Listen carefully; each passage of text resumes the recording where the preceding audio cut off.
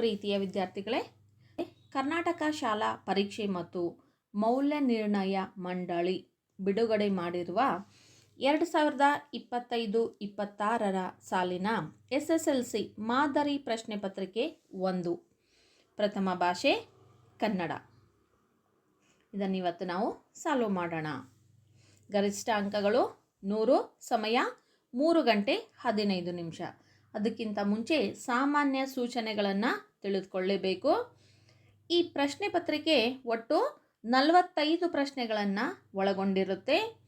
ಪ್ರಶ್ನೆಗಳಿಗೆ ಕೊಟ್ಟಿರುವ ಸೂಚನೆಗಳನ್ನು ಮೇಲೆ ಸೂಚನೆಗಳನ್ನು ಏನು ಕೊಟ್ಟಿರ್ತಾರಲ್ಲ ಆ ಸೂಚನೆಗಳಿಗೆ ತಕ್ಕಂತೆ ನೀವು ಉತ್ತರವನ್ನು ಬರೀಬೇಕು. ಬಲಭಾಗದಲ್ಲಿ ಕೊಟ್ಟಿರುವ ಅಂಕಿಗಳು ಪ್ರಶ್ನೆಗಳಿಗಿರುವ ಪೂರ್ಣ ಅಂಕಿಗಳನ್ನು ತೋರಿಸುತ್ತವೆ. ಅಂಕಗಳು ಏನೋ ಬಲಭಾಗದಲ್ಲಿ ಕೊಡಲಾಗಿರುತ್ತೆ. ಪ್ರಶ್ನೆ ಪತ್ರಿಕೆಯನ್ನು ಓದಿಕೊಳ್ಳಲು 15 ನಿಮಿಷಗಳ ಕಾಲಾವಕಾಶ ಸೇರಿದಂತೆ ಉತ್ತರಿಸಲು ನಿಗದಿಪಡಿಸಲಾದ ಸಮಯವನ್ನು ಪ್ರಶ್ನೆ ಪತ್ರಿಕೆಯ ಮೇಲ್ಭಾಗದಲ್ಲಿ ನೀಡಲಾಗಿದೆ. ಅಂದರೆ ಓದ್ಕೊಳ್ಳೋದಕ್ಕೆ 15 ನಿಮಿಷ ಮತ್ತು ಬರೆಯೋದಕ್ಕೆ 3 ಗಂಟೆ, ಎರಡು ಸೇರಿ 3 ಗಂಟೆ 15 ನಿಮಿಷವನ್ನು ಕೊಡಲಾಗಿದೆ. Main question number 1. ಕೆಳಗಿನ ಪ್ರಶ್ನೆಗಳಿಗೆ ಅಥವಾ ಅಪೂರ್ಣ ಹೇಳಿಕೆಗಳಿಗೆ 4 ಆಯ್ಕೆಗಳನ್ನು ನೀಡಲಾಗಿದೆ. ಅವುಗಳಲ್ಲಿ ಸೂಕ್ತವಾದ ಉತ್ತರವನ್ನು ಆರಿಸಿ ಕ್ರಮಾಕ್ಷರದೊಂದಿಗೆ ಬರೆಯಿರಿ. ನೋಡಿ, ಬರೀ ಉತ್ತರ ಬರೆಯೋದಲ್ಲ, ಅದರ ಕ್ರಮಾಕ್ಷರನೂ ಕೂಡ ಬರೀಬೇಕು, ಆಪ್ಷನ್ ಕೂಡ ಬರೀಬೇಕು. ಒಟ್ಟು 6 ಪ್ರಶ್ನೆಗಳು ಇರುತ್ತವೆ, 1 ಮಾರ್ಕ್ಸು. ಫಸ್ಟ್ ಒನ್, ವರ್ಗೀಯ ವ್ಯಂಜನದ ಪಂಚಮಾಕ್ಷರಗಳಿವು. ವರ್ಗೀಯ ವ್ಯಂಜನಗಳು ಎಷ್ಟು? 25. ಪಂಚಮಾಕ್ಷರ ಅಂದರೆ ವರ್ಗೀಯ ವ್ಯಂಜನದ 5ನೇ ಅಕ್ಷರ. ಉದಾಹರಣೆ ಕ, ಖ, ಗ, ಘ, ङ ಎನ್ನುವಂಥದ್ದು 5ನೇ ಅಕ್ಷರ. ಹೌದಾ? ಇದನ್ನು ಏನಂತ ಕರೀಲಾಗುತ್ತೆ? ಅನುನಾಸಿಕಗಳು ಅಂತ ಕರೀಲಾಗುತ್ತೆ. ಹೌದಾ? ಇವುಗಳನ್ನು ಏನಂತ ಕರೀಲಾಗುತ್ತೆ? 5ನೇ ಅಕ್ಷರ ಅಥವಾ ಪಂಚಮಾಕ್ಷರಗಳನ್ನು ಅನುನಾಸಿಕಗಳು ಅಂತ ಕರೀಲಾಗುತ್ತೆ. ಉತ್ತರ ಆಪ್ಷನ್ ಎ, ಅನುನಾಸಿಕಗಳು. ಅಂದರೆ ಮೂಗಿನ ಸಹಾಯದಿಂದ ಉಚ್ಚಾರ ಮಾಡುವಂಥ ಅಕ್ಷರಗಳನ್ನು ಅನುನಾಸಿಕಗಳು ಅಂತ ಕರೀಲಾಗುತ್ತೆ. ಅಲ್ಪ ಪ್ರಾಣಾಕ್ಷರಗಳು ಅಂತಂದ್ರೇನು? ಅಲ್ಪ ಅಂದರೆ ಸ್ವಲ್ಪ, ಪ್ರಾಣ ಅಂದರೆ ಉಸಿರು. ಅಂದರೆ ಕಡಿಮೆ ಉಸಿರಿನಿಂದ ಉಚ್ಚಾರ ಮಾಡುವಂಥ ಅಕ್ಷರಗಳನ್ನು ಇದು ಕಡಿಮೆ ಉಸಿರಿನಿಂದ ಉಚ್ಚಾರ ಮಾಡ್ತೀವಿ, ಇದು ಅಲ್ಪ ಪ್ರಾಣ. ಖ ಅನ್ನುವಂಥದ್ದು ಇದು ಹೆಚ್ಚು ಉಸಿರನ್ನು ತೆಗೆದುಕೊಂಡು ಉಚ್ಚಾರ ಮಾಡ್ತೀವಿ, ಇದು ಮಹಾಪ್ರಾಣ. ङ ಎನ್ನುವಂಥದ್ದೇನು? ಇದು ಅನುನಾಸಿಕ, ಮೂಗಿನ ಸಹಾಯದಿಂದ ಉಚ್ಚಾರ ಮಾಡ್ತೀವಿ. ಹಾಗಿದ್ರೆ ಯೋಗವಾಹಗಳು ಅಂದರೆ ಏನು? ಯೋಗವಾಹಗಳು ಎಷ್ಟಿದವು? 2 ಇದ್ದವು, ಅಂ ಮತ್ತು ಅಹ. ಅಂದರೆ 1 0 2 0. 1 0 2 0ನ ಇದನ್ನು ಓದೋದಕ್ಕೆ ಬರೋದಿಲ್ಲ. ಹೌದಾ? ಅದಕ್ಕೋಸ್ಕರ ಅಕ್ಷರಗಳ ಸಹಾಯವನ್ನು ಪಡೆದುಕೊಂಡು, ಸಹಾಯ ಇಲ್ಲದೇ ಇವುಗಳನ್ನು ಉಚ್ಚಾರ ಮಾಡೋದಕ್ಕೆ ಬರಲ್ಲ. ಸೊ ಹಾಗಾಗಿ ಇವುಗಳನ್ನು ಏನಂತ ಕರೀಲಾಗುತ್ತೆ? ಯೋಗವಾಹಗಳು ಅಂತ ಕರೀಲಾಗುತ್ತೆ. ನಿಮಗೆ ಬೇರೆ ಬೇರೆ ರೀತಿಯಾಗಿರ್ತಕ್ಕಂಥ ಕ್ವಶನ್ ಕೇಳಿದ್ರೂ ಕೂಡ ನಿಮಗೆ ಈಸಿ ಆಗಲಿ ಅಂತ ಡಿಟೇಲ್ ಆಗಿ ಹೇಳ್ತಾ ಇದ್ದೀನಿ. ಓಕೆ, ಅರ್ಥ ಆಯ್ತಲ್ಲ? ಫಸ್ಟ್ ಆನ್ಸರ್ ಯಾವುದು? ಎ, ಅನುನಾಸಿಕಗಳು. ಕ್ರಮಾಕ್ಷರದೊಂದಿಗೆ ಉತ್ತರವನ್ನು ಬರೀರಿ. ಎಸ್. ಸೆಕೆಂಡ್ ಕ್ವಶನ್, ಮಾತಂತು ಪದವು ಈ ಸಂಧಿಗೆ ಸೇರಿದೆ. ಮಾತಂತು, ಮಾತು ಪ್ಲಸ್ ಅಂತು, ಮಾತಂತು. ಇದು ಯಾವುದು? ಲೋಪಸಂಧಿ. ಡಿ, ಆಪ್ಷನ್ ಡಿ, ಲೋಪಸಂಧಿ. ಮಾತು ಪ್ಲಸ್ ಅಂತು. ಇಲ್ಲಿ ಪೂರ್ವ ಪದದ ಕೊನೆಯ ಅಕ್ಷರ ಲೋಪ ಆಗುತ್ತೆ. ಪೂರ್ವ ಪದದ ಕೊನೆಯ ಅಕ್ಷರ ಲೋಪ ಆಗ್ತಾ ಇದೆ. ಹಾಗಾಗಿ ಇದನ್ನು ಏನಂತ ಕರೀಲಾಗುತ್ತೆ? ಲೋಪಸಂಧಿ ಅಂತ ಕರೀಲಾಗುತ್ತೆ. ಹಾಗಿದ್ರೆ ಆಗಮ ಸಂಧಿ ಅಂತಂದ್ರೆ ಏನು? ಇಲ್ಲಿ ಒಂದು ಅಕ್ಷರದ ಬದಲಾಗಿ ಮತ್ತೊಂದು ಅಕ್ಷರ ಆಗಮವಾಗುತ್ತೆ. ಯಕಾರಾಗಮ ಮತ್ತು ವಕಾರಾಗಮ, ಇದರಲ್ಲಿ 2 ಪ್ರಕಾರಗಳು.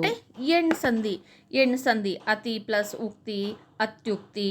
ಮನು ಪ್ಲಸ್ ಅಂತರ, ಮನ್ವಂತರ. ಇವೆಲ್ಲವುಗಳು ಏನು? ಎಣ್ ಸಂಧಿಗೆ ಉದಾಹರಣೆ. ಹಾಗಿದ್ರೆ ವೃದ್ಧಿ ಸಂಧಿ ಅಂದರೆ ಏನಿಲ್ಲಿ? ಏಕ ಪ್ಲಸ್ ಏಕ, ಏಕೈಕ. ಭಾವ ಪ್ಲಸ್ ಐಕ್ಯ, ಭಾವೈಕ್ಯ. ಇವು ವೃದ್ಧಿ ಸಂಧಿ.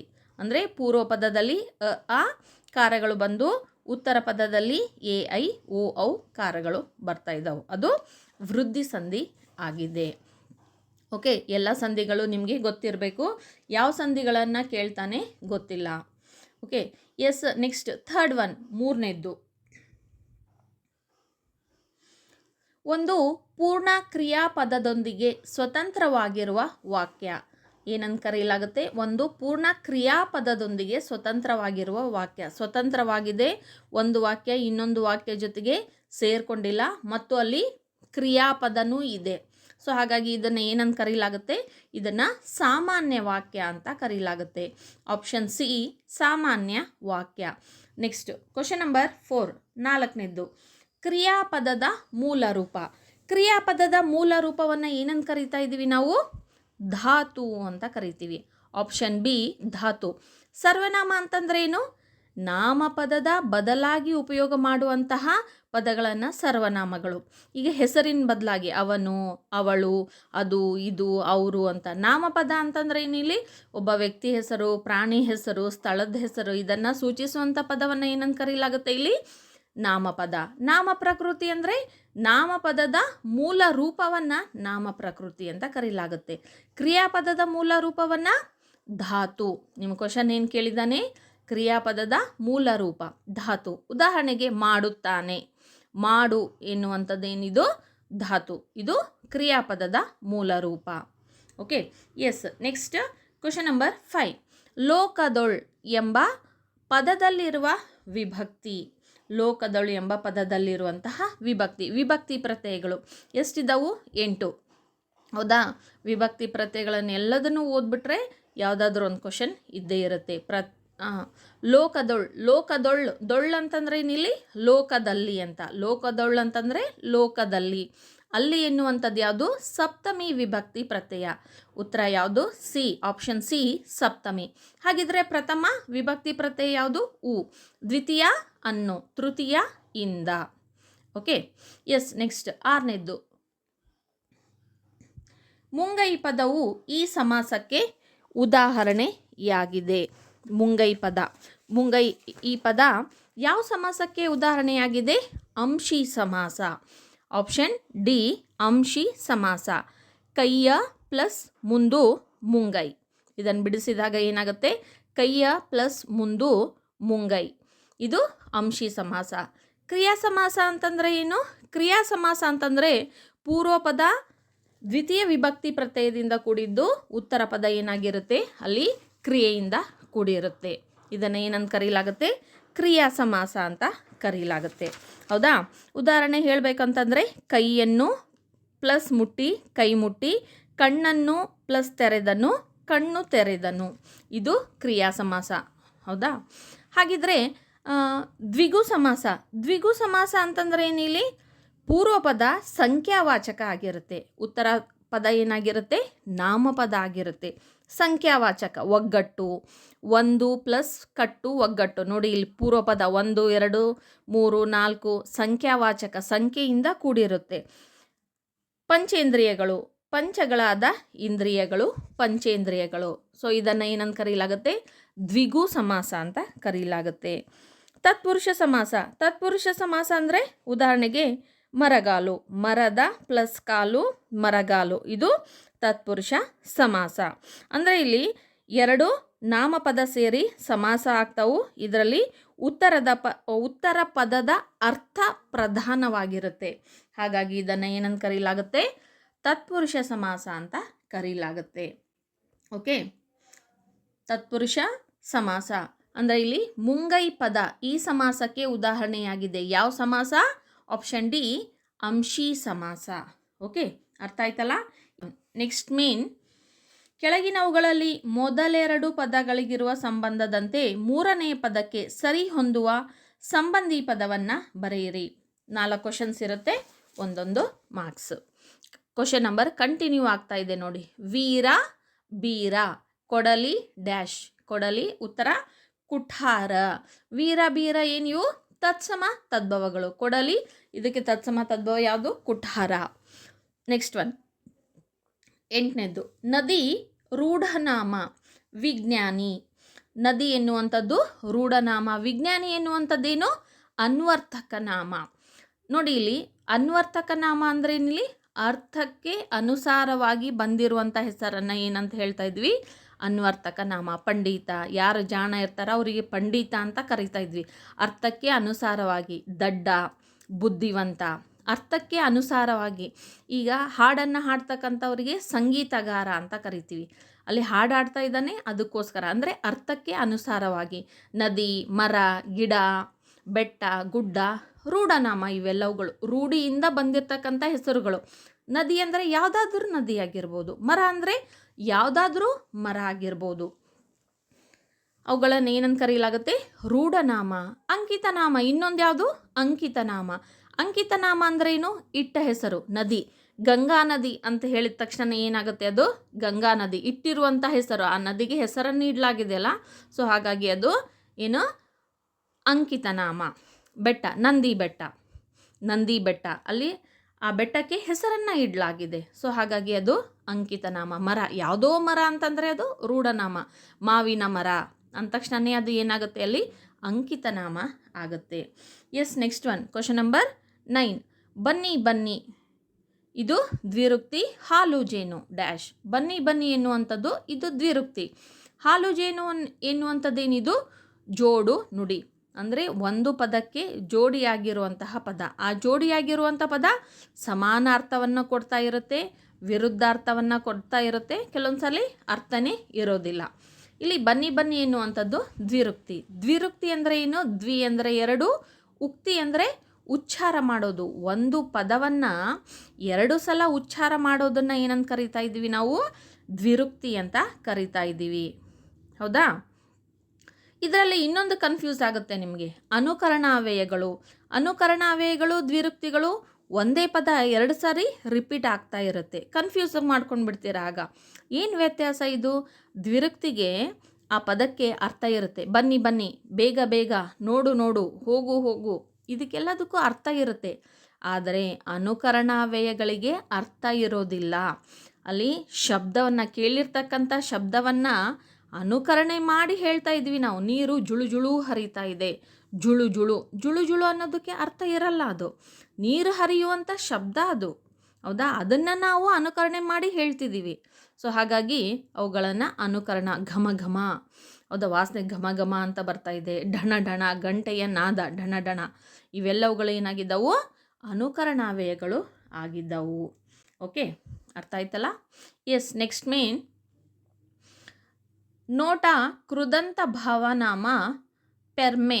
ಇದು ತದ್ದಿತಾಂತ ಭಾವನಾಮ. Question number 10. ನೋಟ ಕೃದಂತ ಭಾವನಾಮ ಪೆರ್ಮೆ ಡ್ಯಾಶ್. ನೋಟ ಅನ್ನೋದು ಕೃದಂತ ಭಾವನಾಮ ಆದರೆ ಪೆರ್ಮೆ ಅನ್ನೋದು ಯಾವ ಭಾವನಾಮ? ಇದು ತದ್ದಿತಾಂತ ಭಾವನಾಮ. ನೋಡಿ, ಇಲ್ಲಿ ಕೃದಂತ ಭಾವನಾಮ.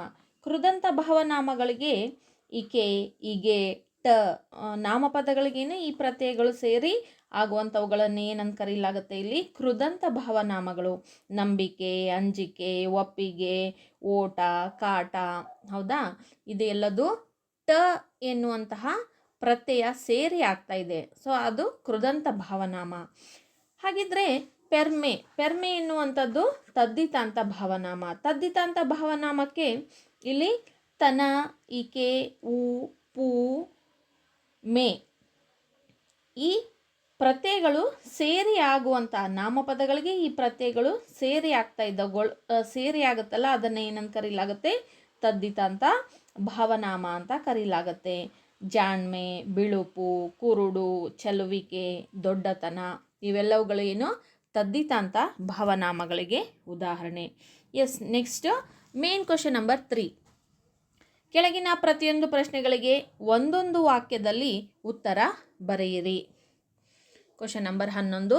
ಭಾಷೆ ಯಾವುದಕ್ಕೆ ಸಾಧನವಾಗಿದೆ? ಉತ್ತರ: ನಮ್ಮ ಸುತ್ತಮುತ್ತಲಿನವರೊಡನೆ ವ್ಯವಹರಿಸುವುದಕ್ಕೆ ಹಾಗೂ ವಿಚಾರ ವಿನಿಮಯ ಮಾಡುವುದಕ್ಕೆ ಭಾಷೆ ಒಂದು ಅಮೂಲ್ಯವಾದ ಸಾಧನವಾಗಿದೆ. ನೆಕ್ಸ್ಟ್ 12ನೇದು. ಶಾನುಭೋಗರು ಚಿಕ್ಕನಾಯಕನಹಳ್ಳಿಗೆ ಏಕೆ ಹೋಗಿದ್ದರು? ಶಾನುಭೋಗರು ಚಿಕ್ಕನಾಯಕನಹಳ್ಳಿಗೆ ಇರಸಾಲಿಗಾಗಿ ಹೋಗಿದ್ದರು. ಅಂದರೆ ರೈತರಿಂದ ಸಂಗ್ರಹಿಸಿದ ಕಂದಾಯ ಮೊತ್ತವನ್ನು ಖಜಾನೆಗೆ ಸಲ್ಲಿಸುವುದಕ್ಕೆ ಅಂತ, ಖಜಾನೆಗೆ ಸಲ್ಲಿಸುವುದಕ್ಕೋಸ್ಕರವಾಗಿ ಹೋಗಿದ್ದರು. Yes, next question 13. ಲೇಖಕರು ವರ್ಣಿಸಿದ ಲಂಡನ್ನಿನ ಪೇಟೆಯಲ್ಲಿರುವ ಸ್ಟೇಷನರಿ ಅಂಗಡಿಯ ಹೆಸರೇನು? ಲೇಖಕರು ವರ್ಣಿಸಿದ ಲಂಡನ್ ನಗರದ ಸ್ಟೇಷನರಿ ಅಂಗಡಿಯ ಹೆಸರು ಊಲವರ್ಥ. 14. ಕಾಶ್ಯಪಿ ವಿದ್ಯಾಭ್ಯಾಸಕ್ಕಾಗಿ ತನ್ನ ಮಕ್ಕಳನ್ನು ಯಾರ ಬಳಿಗೆ ಕಳುಹಿಸಿದಳು? ಉತ್ತರ: ಕಾಶ್ಯಪಿ ವಿದ್ಯಾಭ್ಯಾಸಕ್ಕಾಗಿ ತನ್ನ ಮಕ್ಕಳನ್ನು ತನ್ನ ಸಹೋದರ ಸೂರ್ಯಮಿತ್ರನ ಬಳಿಗೆ ಕಳುಹಿಸಿದಳು. 15. ಹಲಗಲಿಯ ಗುರುತು ಉಳಿಯದಂತಾದುದು ಏಕೆ? ಹಲಗಲಿಯ ಮೇಲೆ ಬ್ರಿಟಿಷ್ ಸರ್ಕಾರದ ದಂಡು ದಾಳಿ ಮಾಡಿ ಬೆಂಕಿ ಹಚ್ಚಿದ್ದರಿಂದ ಹಲಗಲಿಯ ಗುರುತು ಉಳಿಯದಂತಾಯಿತು. ನೆಕ್ಸ್ಟ್ 16. ಕುಂಭಸಂಭವ ಎಂದು ಯಾರನ್ನ ಕರೆಯಲಾಗಿದೆ? ದ್ರೋಣಾಚಾರ್ಯರನ್ನ ಕುಂಭಸಂಭವ ಎಂದು ಕರೆಯುತ್ತಾರೆ. 17. ಪುಟ್ಟಪೋರಿ ಏನು ಮಾಡುತ್ತಿದ್ದಳು? ಪುಟ್ಟಪೋರಿ ಮುಸುರೆ ತಿಕ್ಕುತ್ತಿದ್ದಾಳೆ. ನೆಕ್ಸ್ಟ್ 3-4 ವಾಕ್ಯಗಳಲ್ಲಿ ಉತ್ತರ ಬರೆಯಿರಿ. 10 ಕ್ವಶನ್ಸ್ ಇರುತ್ತೆ, 2 ಮಾರ್ಕ್ಸ್. Question number 18. ವ್ಯಾವಹಾರಿಕ ಮತ್ತು ಗ್ರಾಂಥಿಕ ಭಾಷೆಯ ಲಕ್ಷಣಗಳಾವುವು? ವ್ಯಾವಹಾರಿಕವೆಂದರೆ ಜೀವದ್ ಭಾಷೆ, ಅದರಲ್ಲಿ ಜನರು ಮಾತನಾಡುತ್ತಾರೆ, ವ್ಯವಹರಿಸುತ್ತಾರೆ. ಕನ್ನಡ, ತಮಿಳು, ತೆಲುಗು, ತುಳು, ಮರಾಠಿ, ಉರ್ದು, ಇಂಗ್ಲಿಷ್ ಇದಕ್ಕೆ ಉದಾಹರಣೆ. ಎಲ್ಲ ವ್ಯಾವಹಾರಿಕ ಭಾಷೆಗಳು ಗ್ರಾಂಥಿಕವಾಗಬೇಕಿಲ್ಲ. ತುಳು ಒಂದು ಸುಂದರ ವ್ಯಾವಹಾರಿಕ ಭಾಷೆ, ಆದರೆ ಅದು ಗ್ರಾಂಥಿಕ ಭಾಷೆಯಲ್ಲ. ಗ್ರಾಂಥಿಕವೆಂದರೆ ಅಭಿವೃದ್ಧಿ ಹೊಂದಿ ಗ್ರಂಥ ರಚನೆಯಲ್ಲಿ ಉಪಯೋಗವಾದ ಭಾಷೆ. ಸಂಸ್ಕೃತ, ಕನ್ನಡ, ಇಂಗ್ಲಿಷ್, ಪಾಳಿ ಇತ್ಯಾದಿ ಈ ವರ್ಗಕ್ಕೆ ಉದಾಹರಣೆ. ಎಲ್ಲ ಗ್ರಾಂಥಿಕ ಭಾಷೆಗಳು ಇಂದು ವ್ಯಾವಹಾರಿಕವಾಗಿಲ್ಲ.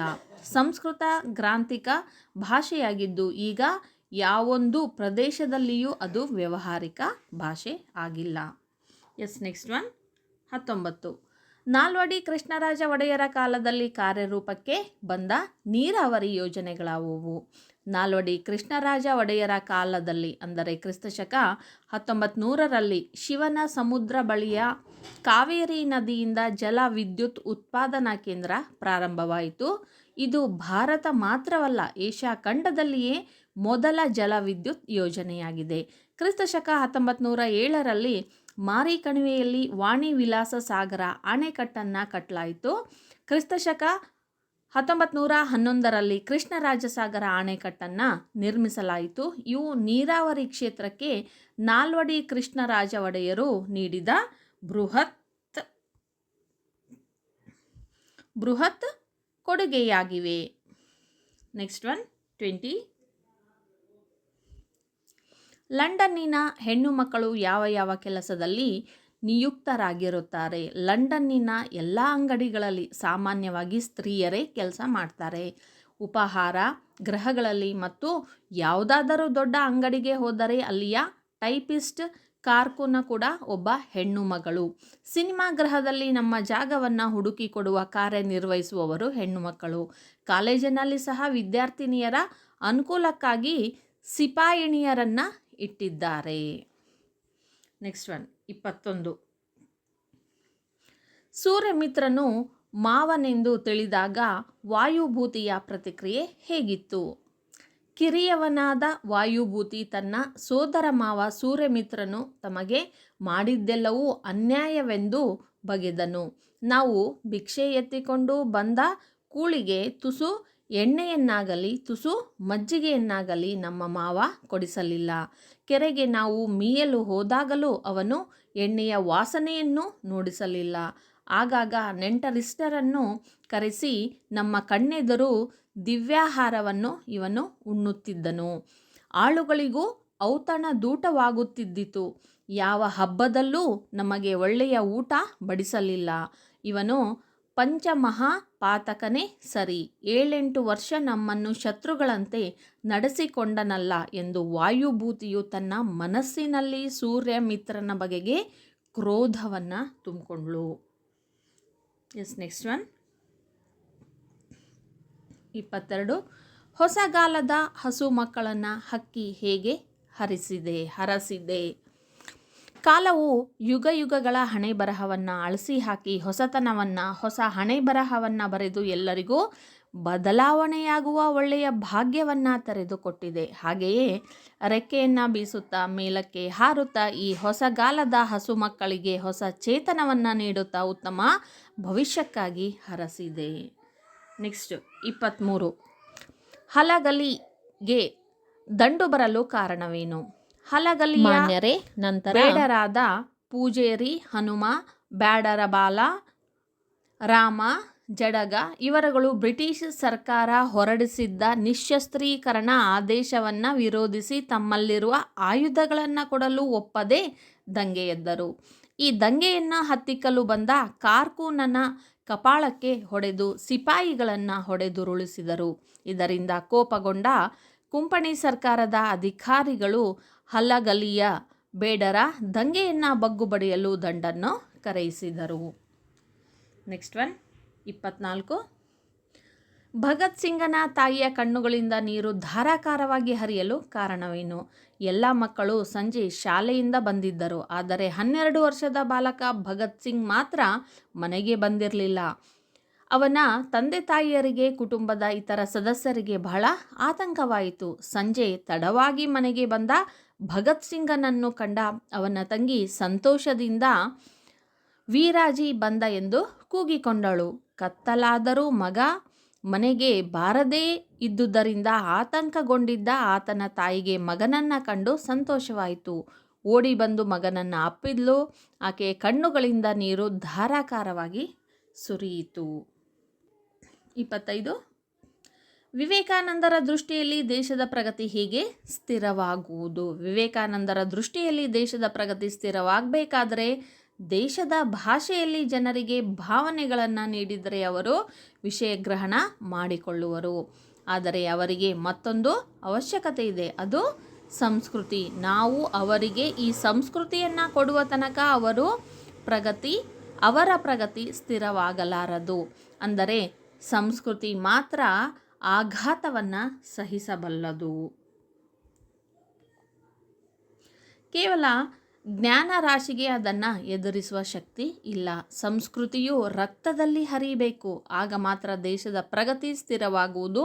ಇದು ವಿವೇಕಾನಂದರ ದೃಷ್ಟಿಯಾಗಿದೆ. ನೆಕ್ಸ್ಟ್ 26. ಭಗವಂತನಲ್ಲಿ ಶರಣಾಗುವ ಭಾವ ಅಕ್ಕ ಮಹಾದೇವಿಯ ವಚನದಲ್ಲಿ ಹೇಗೆ ವ್ಯಕ್ತಗೊಂಡಿದೆ? ಚಂದನವನ್ನು ಕಡಿದು ಕೊರೆದು ತೇದರೂ ನೊಂದು ಅದು ತನ್ನ ಸುವಾಸನೆ ಬಿಡದು. ಸುವರ್ಣವನ್ನು ಕಡಿದು ಅರಿದು ಬೇಯಿಸಿದರೂ ಕಳಂಕ ಹೊಂದುವುದಿಲ್ಲ. ಕಬ್ಬನ್ನು ಸಂದು ಕಡಿದು ಗಾಣದಲ್ಲಿಟ್ಟು ಅರಿದು ಪಾಕ ಮಾಡಿ ಅದು ಸಕ್ಕರೆಯಾದ ಮೇಲೆ ತಾನು ನೊಂದಿದ್ದ ಕಾರಣ ಸಿಹಿ ಬಿಡುವುದಿಲ್ಲ. ಹಾಗೆಯೇ ನನ್ನ ಹೀನತೆ ತಿಳಿಸಿ ಕೊಂದರೂ ನಾನು ನಿನ್ನಲ್ಲಿ ಶರಣಾಗುವುದನ್ನು ಬಿಡುವುದಿಲ್ಲ ಎಂದು ಭಗವಂತನಲ್ಲಿ ಶರಣಾಗುವ ಭಾವ ಅಕ್ಕ ಮಹಾದೇವಿಯ ವಚನದಲ್ಲಿ ವ್ಯಕ್ತವಾಗಿದೆ. 27. ಪೈಗಳ ತಮ್ಮನ ನೂಲು ಮದುವೆಯ ಸಿದ್ಧತೆ ಹೇಗೆ ನಡೆಯುತ್ತಿತ್ತು? ಪೈಗಳ ತಮ್ಮನ ನೂಲು ಮದುವೆಯ ದಿನ ಅಂಗಳದಲ್ಲಿ ಒಂದು ಕಡೆಯಲ್ಲಿ ಲಡ್ಡುಗೆಗಳನ್ನು ಕಟ್ಟುತ್ತಿರುವುದು, ಮತ್ತೊಂದು ಕಡೆ ಮಂಡಿಗೆಗಳನ್ನು ಮಡಚುತ್ತಿದ್ದರು, ಬೇರೊಂದು ಕಡೆ ಸೇವಿಗೆಯನ್ನು ಒತ್ತುತ್ತಿದ್ದರು. ಹೀಗೆ ಇನ್ನೂ ಮುಂತಾದ ಸಿದ್ಧತೆಗಳಾಗುತ್ತಿದ್ದವು. Next one main question number 5. ಕವಿಗಳ ಸಾಹಿತಿಗಳ ಜನ್ಮಸ್ಥಳ, ಕಾಲ, ಕೃತಿ ಮತ್ತು ಪ್ರಶಸ್ತಿಗಳನ್ನು ಕುರಿತು ವಾಕ್ಯ ರೂಪದಲ್ಲಿ ಬರೆಯಿರಿ. 2 ಕೊಟ್ಟಿರ್ತಾರೆ, ಇದಕ್ಕೆ 3 marks. First one, Devanur Mahadeva ದಲಿತ ಮತ್ತು ಬಂಡಾಯ ಸಾಹಿತ್ಯದ ಪ್ರಮುಖರಲ್ಲಿ ಒಬ್ಬರಾದ ಆಡುಮಾತಿನ ಧ್ವನಿ ಶಕ್ತಿಯನ್ನು ಎತ್ತರಿಸಿದ ಶಬ್ದಶಿಲ್ಪಿ. ಶ್ರೀ ದೇವನೂರು ಮಹಾದೇವ ಅವರು ಕ್ರಿಸ್ತಶಕ 1948ರಲ್ಲಿ ಮೈಸೂರು ಜಿಲ್ಲೆಯ ನಂಜನಗೂಡು ತಾಲೂಕಿನ ದೇವನೂರು ಎಂಬಲ್ಲಿ ಜನಿಸಿದರು. ಶ್ರೀಯುತರು ಎದೆಗೆ ಬಿದ್ದ ಅಕ್ಷರ, ದ್ಯಾವನೂರು, ಒಡಲಾಟ, ಕುಸುಮಬಾಲೆ ಮೊದಲಾದ ಪ್ರಮುಖ ಕೃತಿಗಳನ್ನು ರಚಿಸಿದ್ದಾರೆ. ಇವರಿಗೆ ಕೇಂದ್ರ ಸಾಹಿತ್ಯ ಅಕಾಡೆಮಿ ಪ್ರಶಸ್ತಿ, ಭಾರತೀಯ ಭಾಷಾ ಪರಿಷತ್ ಪ್ರಶಸ್ತಿ, ಕರ್ನಾಟಕ ರಾಜ್ಯೋತ್ಸವ ಪ್ರಶಸ್ತಿಗಳು ಸಂದಿವೆ. Next question number 29. ಪಂಪ. ಆದಿಕವಿ ಪಂಪನು ಕ್ರಿಸ್ತಶಕ 902ರಲ್ಲಿ ವೆಂಗಿಮಂಡಲದ ವೆಂಗಿಪಳು ಎಂಬ ಅಗ್ರಹಾರದಲ್ಲಿ ಜನಿಸಿದನು. ಇವನು ಆದಿಪುರಾಣ ಮತ್ತು ವಿಕ್ರಮಾರ್ಜುನ ವಿಜಯಂ, ಅದನ್ನು ಪಂಪ ಭಾರತ ಅಂತಲೂ ಕೂಡ ಕರೆಯಲಾಗುತ್ತೆ, ಎಂಬ ಪ್ರಮುಖ ಕೃತಿಗಳನ್ನು ರಚಿಸಿದ್ದಾನೆ. ಈತನಿಗೆ ಸರಸ್ವತಿ, ಮಣಿಹಾರ, ಸಂಸಾರ ಸಾರೋದಯ, ಕವಿತಾ ಗುಣಾರ್ಣವ ಎಂಬ ಬಿರುದುಗಳನ್ನು ಪಡೆದಿರುವನು. Okay, yes. Main question number 6. ಪ್ರಸ್ತಾರ ಹಾಕಿ ಗಣ ವಿಭಾಗಿಸಿ ಛಂದಸ್ಸನ್ನು ಹೆಸರಿಸಿ. ಇದಕ್ಕೆ 3 ಮಾರ್ಕ್ಸ್ ಇರುತ್ತೆ. ಓಕೆ, ಒಂದು ಕ್ವಶನ್ನು 3 ಮಾರ್ಕ್ಸ್. 2 ಸಾಲುಗಳಿಂದ ಕೂಡಿದೆ ನೋಡಿ. 4 ಸಾಲಿನಿಂದ ಕೂಡಿದರೆ ಅದನ್ನು ಕಂದ ಪದ್ಯ ಅಂತ ಕರೆಯಲಾಗುತ್ತೆ. 3 ಸಾಲಿನಿಂದ ಕೂಡಿದರೆ ಅದನ್ನು ಷಟ್ಪದಿ, 1 ಸಾಲಿನಿಂದ ಕೂಡಿದ್ರೆ ಅದನ್ನು ವೃತ್ತ ಅಂತ ಕರೆಯಲಾಗುತ್ತೆ. ಇಲ್ಲಿ 4 ಸಾಲು ಕೊಟ್ಟಿಲ್ಲ, ಇಲ್ಲಿ 2 ಪಾದಗಳನ್ನು ಕೊಡಲಾಗಿದೆ. ಹಾಗಾಗಿ ಇದು ಕಂದ ಪದ್ಯ. Question number 30. ಎನಗೆ ಮನಮಿಂದು ಶೂನ್ಯಂ, ಮನೆ ಶೂನ್ಯಂ, ಬೀಡು ಶೂನ್ಯಮಾದುದು ಸಕಲ. ನೋಡಿ, ಇಲ್ಲಿ ಕಂದ ಪದ್ಯ. ಮೊದಲು ನೀವು ಕಂದ ಪದ್ಯದ ಬಗ್ಗೆ ತಿಳ್ಕೊಂಡಿರಬೇಕು. ಇದರಲ್ಲಿ 1 ಮತ್ತು 3ನೇ ಪಾದಗಳು ಸಮ ಆಗಿರುತ್ತೆ. ಇದು ಮಾತ್ರಾಗಣ, ಲಘು ಗುರು ಮಾತ್ರೆಗಳನ್ನು ಹಾಕಬೇಕು. ಇದು ಅಕ್ಷರಗಣ ಅಲ್ಲ, ಮಾತ್ರಾಗಣ. ಇದು 3 ಗಣಗಳಿಂದ ಕೂಡಿರ್ತಾವೆ. 4 ಮಾತ್ರೆಗಳ 3 ಗಣಗಳಿಂದ ಕೂಡಿರುತ್ತೆ. ಗಣ ಅಂದರೆ ಗುಂಪು. 4 ಮಾತ್ರೆಗಳ 3 ಗಣಗಳಿಂದ ಕೂಡಿರುತ್ತೆ. ನಿಮಗೆ ಸ್ಕ್ರೀನ್ ಮೇಲೆ ಕಾಣ್ತಾ ಇದೆಯಲ್ಲ ನೋಡಿ. ಇಲ್ಲಿ ಲಘು ಅಂದರೆ 1, ಗುರು ಅಂತಂದರೆ 2, 1, 2, 3, 4. ಇಲ್ಲಿ ಕೌಂಟ್ ಮಾಡಿದ್ರೇನೋ ನಿಮಗೆ ಗೊತ್ತಾಗುತ್ತೆ. ಹೌದಾ? 4ನೇ ಪಾದ ಅಂದರೆ 2 ಮತ್ತು 4ನೇ ಪಾದ ಸಮ ಆಗಿರುತ್ತೆ. ಇದು ಎಷ್ಟು? 1, 2, 3, 4, 5 ಗಣಗಳಿಂದ ಕೂಡಿರುತ್ತೆ. ಅಂದರೆ ಒಟ್ಟು ಎಷ್ಟು ಮಾತ್ರೆಗಳು ಎಷ್ಟು ಬರುತ್ತೆ? ಮೊದಲನೇ ಸಾಲಲ್ಲಿ 4 3 12, 12 ಮಾತ್ರೆಗಳು. ಎರಡನೇ ಸಾಲಿನಲ್ಲಿ ಎಷ್ಟು? 5 4 20 ಮಾತ್ರೆಗಳು ಬರುತ್ತೆ. ನಿಮಗೆ ಲಘು ಗುರು ಬರುವಂತಹ ಸಂದರ್ಭಗಳು ನಿಮಗೆ ಈಗಾಗಲೇ ಗೊತ್ತಿದೆ. ಹೌದಾ? ಲಘು ಗುರು ಬರುವಂಥ ನೋಡಿ. ಇಲ್ಲಿ ಏನ ಗೇಮ ಇದೆಲ್ಲದು ಏನು ಬರುತ್ತೆ? ಋಸ್ವನೇ ಬರುತ್ತೆ. ಇದೆಲ್ಲದು ಋಸ್ವ ಸ್ವರ, ಋಸ್ವನೇ ಬರುತ್ತೆ. ಹಾಗಾಗಿ ಲಘು ಬಂದಿದೆ. ಇಲ್ಲಿ 2ನೇ ಗುಂಪಿನಲ್ಲಿ ಏನಿಲ್ಲಿ ಮಿಮ್, ಅದು ಏನು ಅನುಸ್ವರ ಆಗಿರೋದ್ರಿಂದ ಅಲ್ಲಿ ಗುರು ಬರುತ್ತೆ. ಶೂ ಅಂತಂದರೆ ಶ ಪ್ಲಸ್ ಊ ಅಂದರೆ ಇದು ದೀರ್ಘ. ಸೊ ಹಾಗಾಗಿ ಅಲ್ಲಿ ಗುರು ಬಂದಿದೆ. ನೆಮ್ ಅಂತಂದರೆ ಕೂಡ ಅಲ್ಲಿ ಅನುಸ್ವಾರ ಬಂದಿರೋದ್ರಿಂದ, ಒತ್ತಕ್ಷರ ಬಂದಿರೋದ್ರಿಂದ ಏನಾಗಿದೆ ಅದರ ಮೇಲೇ ಬಂದಿದೆ. ಒತ್ತಕ್ಷರದ ಹಿಂದಿನ ಅಕ್ಷರಕ್ಕೂ ಕೂಡ ಏನು ಹಾಕಲಾಗುತ್ತೆ? ಅಲ್ಲಿ ಗುರುವನ್ನು ಹಾಕಲಾಗುತ್ತೆ. Okay, yes. Next second line ಮನೆ ಶೂ ಎನ್ನುವಂಥದ್ದು ಏನಾಗಿದೆ? ಇದು ದೀರ್ಘ ಆಗಿರೋದ್ರಿಂದ ಅದಕ್ಕೆ ಏನು ಹಾಕಲಾಗಿದೆ? ಗುರು ಹಾಕಲಾಗಿದೆ. ಉಳಿಗಿದ್ದ 2 ಕೂಡ ಏನು? ಲಘು. ನೆಂಬಿ ನೋಡಿ, ಇದು 2 ಕೂಡ ದೀರ್ಘ. ಇದು ನಮ್ ಎನ್ನುವಂಥದ್ದು ಅನುಸ್ವರ ಆಗಿರೋದ್ರಿಂದ, ಬಿ ಎನ್ನುವಂಥದ್ದು ಕೂಡ ದೀರ್ಘ ಸ್ವರ ಆಗಿರೋದ್ರಿಂದ ಇದ್ರ ಮೇಲೇನೆ ಏನು ಬರುತ್ತೆ? ಅಲ್ಲಿ ಗುರು ಬರ್ತಾ ಇದೆ.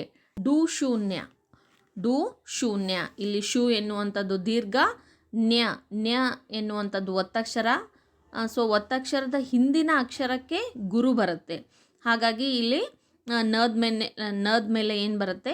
ಲಘು ಬರ್ತಾ ಇದೆ. ಮಾ ಎನ್ನುವಂಥದ್ದು ದೀರ್ಘ. ಸೊ ಹಾಗಾಗಿ ಗುರು, ಉಳಿದಿದ್ದೆರಡು ಲಘು. ಸಕಲ, ಲಾ ಎನ್ನುವಂಥದ್ದು ಏನು ದೀರ್ಘ ಆಗಿರೋದ್ರಿಂದ ಅಲ್ಲಿ ಗುರು ಬರುತ್ತೆ. ಉಳಿದಿದ್ದೆರಡು ಏನು ಲಘು. ಹೌದಾ? ಸೊ ಹಾಗಾಗಿ ಇದು ಯಾವುದು? ಕಂದ ಪದ್ಯ ಆಗಿದೆ. ಓಕೆ, ಇದು ಒಂದು ಕಂದ ಪದ್ಯ ಆಗಿದೆ. ನೆಕ್ಸ್ಟ್ ಮೇನ್ ಅಲಂಕಾರವನ್ನು ಹೆಸರಿಸಿ ಲಕ್ಷಣ ಬರೆದು ಸಮನ್ವಯಗೊಳಿಸಿ. Main question number 7. ಓಕೆ, ಇದಕ್ಕೆ ಅಲಂಕಾರಕ್ಕೆ ಎಷ್ಟು? 3 ಮಾರ್ಕ್ಸ್ ಇರುತ್ತೆ. ಅಲಂಕಾರಕ್ಕೆ 3 ಮಾರ್ಕ್ಸ್ ಇರುತ್ತೆ. Question number 31.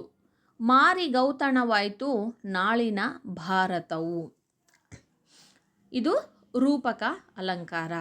ಇಲ್ಲಿ ಮಾರಿಗೌತಣವಾಯಿತು ನಾಳಿನ ಭಾರತ. ಮಾರಿಗೆ ಔತಣ ಆಯಿತು ಭಾರತ ಅಂತ. ಇಲ್ಲಿ ಔತಣಕ್ಕೆ ಮತ್ತು ಭಾರತಕ್ಕೆ ಯಾವುದೇ ವ್ಯತ್ಯಾಸ. ಭಾರತ ಅಂದರೆ ಇಲ್ಲಿ ಭಾರತದ ಯುದ್ಧ ಅಂತ.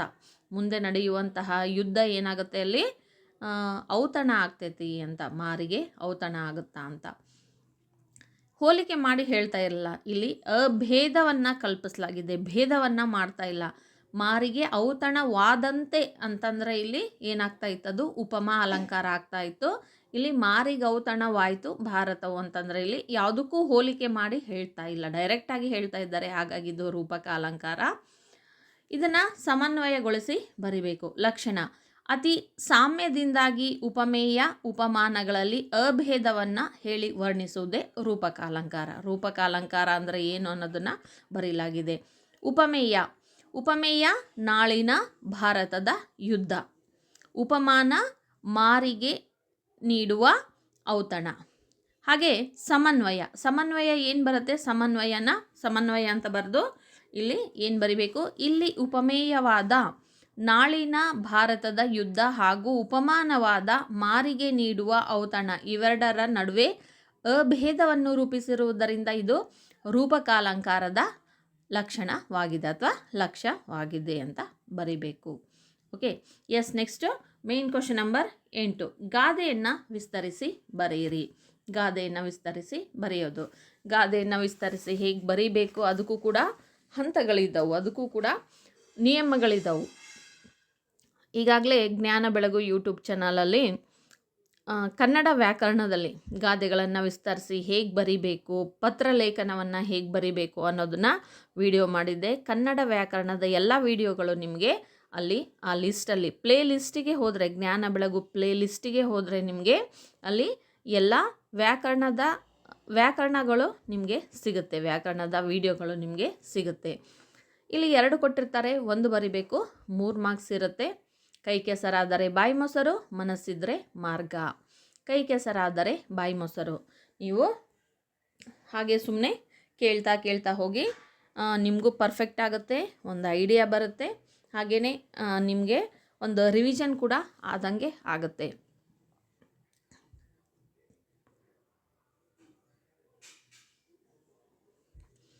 ಗಾದೆಗಳು ಜನಪದರ ಜೀವನ ಅನುಭವದ ನುಡಿಮುತ್ತುಗಳು. ಇವುಗಳಿಂದ ಜೀವನದ ಮೌಲ್ಯ ಹೆಚ್ಚುತ್ತದೆ. ಆದ್ದರಿಂದಲೇ ವೇದ ಸುಳ್ಳಾದರೂ ಗಾದೆ ಸುಳ್ಳಾಗದು. ಗಾದೆಗಳನ್ನು ವೇದಗಳಿಗೆ ಸಮಾನ ಎಂದು ಹೇಳುವರು. ಗಾದೆಗಳು ಆಕಾರದಲ್ಲಿ ವಾಮನನಾದರೂ ಅರ್ಥದಲ್ಲಿ ತ್ರಿವಿಕ್ರಮನಾಗಿವೆ. ಕಾಯಕದ ಮಹತ್ವವನ್ನು ಪ್ರಸ್ತುತ ಗಾದೆಯು ತಿಳಿಸುತ್ತದೆ. ಪ್ರಸ್ತುತ ಗಾದೆ ಕೈ ಕೆಸರಾದರೆ ಬಾಯಿ ಮೊಸರು ಈ ದಿನಗಳಲ್ಲಿ ಎಚ್ಚರಿಕೆಯ ಗಂಟೆಯಾಗಿದೆ. ಕೈ ಕೆಸರಾದರೆ ಬಾಯಿ ಮೊಸರು ಅಂದರೆ ಕಷ್ಟಪಟ್ಟು ದುಡಿದರೆ ಸುಖ ಉಂಟು ಎಂದರ್ಥ. ಕೈ ಕೆಸರು ಅಥವಾ ಕೊಳೆಯಾಗುವುದು ಶ್ರಮದ ದುಡಿಮೆಯನ್ನು ಸಂಕೇತಿಸಿದರೆ, ಮೊಸರು ಅದರ ಪ್ರತಿಫಲವನ್ನು ಬಿಂಬಿಸುತ್ತದೆ. ಸೋಮಾರಿಯಾಗಿ ಸುಮ್ಮನೆ ಕುಳಿತುಕೊಳ್ಳಬಾರದು. ಯಾವುದಾದರೊಂದು ಕೆಲಸ ಮಾಡುವುದರಿಂದ ನಮ್ಮ ಹೊಟ್ಟೆ ತುಂಬುತ್ತದೆ, ನಮ್ಮ ಬಾಯಿ ಮೊಸರಿನ ರುಚಿ ನೋಡುವಂತಾಗುತ್ತದೆ. ಅಯ್ಯೋ, ಕೈ ಕೆಸರಾಗುವುದಲ್ಲ, ಈ ಕೆಲಸ ಮಾಡುವುದಾದರೂ ಹೇಗೆ ಎಂದು ಯೋಚಿಸುತ್ತಾ ಕುಳಿತರೆ ಯಾವ ಕೆಲಸವನ್ನೂ ಮಾಡಲು ಸಾಧ್ಯವಿಲ್ಲ. ಕೆಲಸ ಮಾಡದಿದ್ದರೆ ಹಣ ಸಂಪಾದನೆಯಾಗುವುದಿಲ್ಲ, ಸಂಪಾದನೆಯಾಗದಿದ್ದರೆ ಹೊಟ್ಟೆ ತುಂಬುವುದಿಲ್ಲ. ಜೀವನ ಸುಖವಾಗಿ ಸಾಗಬೇಕಾದರೆ ಕೈ ಕೆಸರಾಗಲೇಬೇಕು, ಕೈ ತುಂಬ ಸಂಪಾದನೆಯಾಗಲೇಬೇಕು. ಆಗ ನಮಗೆ ಒಳ್ಳೆಯ ಊಟ ಆಹಾರ ಸಿಗುವಂತಾಗುತ್ತದೆ. ಪ್ರಕೃತಿಯಲ್ಲಿ ದೇಹ ದಂಡಿಸದೆ ಬದುಕಲು ಹೊರಟರೆ ಅಂತಹ ದೇಹ ಶಿಥಿಲಗೊಳ್ಳುತ್ತದೆ. ಯಾವ ರೂಪದಲ್ಲಾದರೂ ಶ್ರಮ ಪಡಲೇಬೇಕು. ಅದಕ್ಕೆ ಹಿರಿಯರು ಹೇಳಿದ್ದು ಕೈ ಕೆಸರಾದರೆ ಬಾಯಿ ಮೊಸರು ಎಂದು. ಅಥವಾ 2ರಲ್ಲಿ 1 ಬರಿಬೇಕು. ಇನ್ನೊಂದು ಮನಸ್ಸಿದ್ರೆ ಮಾರ್ಗ. ಗಾದೆಗಳು ಜನಪದರ ಜೀವನದ ಅನುಭವದ ನುಡಿಮುತ್ತುಗಳು. ನೋಡಿ, ಈ ಫಸ್ಟ್ ಒಂದು ಈ ಪ್ಯಾರಾಗ್ರಾಫ್ ಏನಿದೆ ಅಲ್ಲ, ಇದು ಕಾಮನ್ ಯಾವುದಾದ್ರೂ ಗಾದೆಗಳಿಗೆ ನೀವು ಉಪಯೋಗ ಮಾಡೋದು. ಇದು ಒಂದು ಪ್ರಸ್ತಾವನೆ ಇದ್ದ ಹಾಗೆ. ಇದನ್ನು ಎಲ್ಲ ಗಾದೆಗಳಿಗೂ ಕೂಡ ನೀವು ಕಾಮನ್ ಆಗಿ ಈ ಒಂದು 4 ಸೆಂಟೆನ್ಸನ್ನು ಬರೀರಿ. ನೆಕ್ಸ್ಟು, ಮಾನವನ ಚೈತನ್ಯಕ್ಕೆ ಬುದ್ಧಿಶಕ್ತಿಗೆ ಮಿತಿಯಿಲ್ಲ. ಸಕಾರಾತ್ಮಕ ಭಾವದಿಂದ ನಾವು ಕಾರ್ಯೋನ್ಮುಖರಾಗಬೇಕು. ನಾವು ಯಾವುದೇ ಒಂದು ಕೆಲಸವನ್ನು ಸರಿಯಾಗಿ ಮಾಡಲು ಆಸಕ್ತಿ ಇರಬೇಕು. ಆಸಕ್ತಿ ಮೂಡಲು ಆ ಕೆಲಸದ ಬಗ್ಗೆ ನಮಗೆ ಪ್ರೀತಿ ಇರಬೇಕು.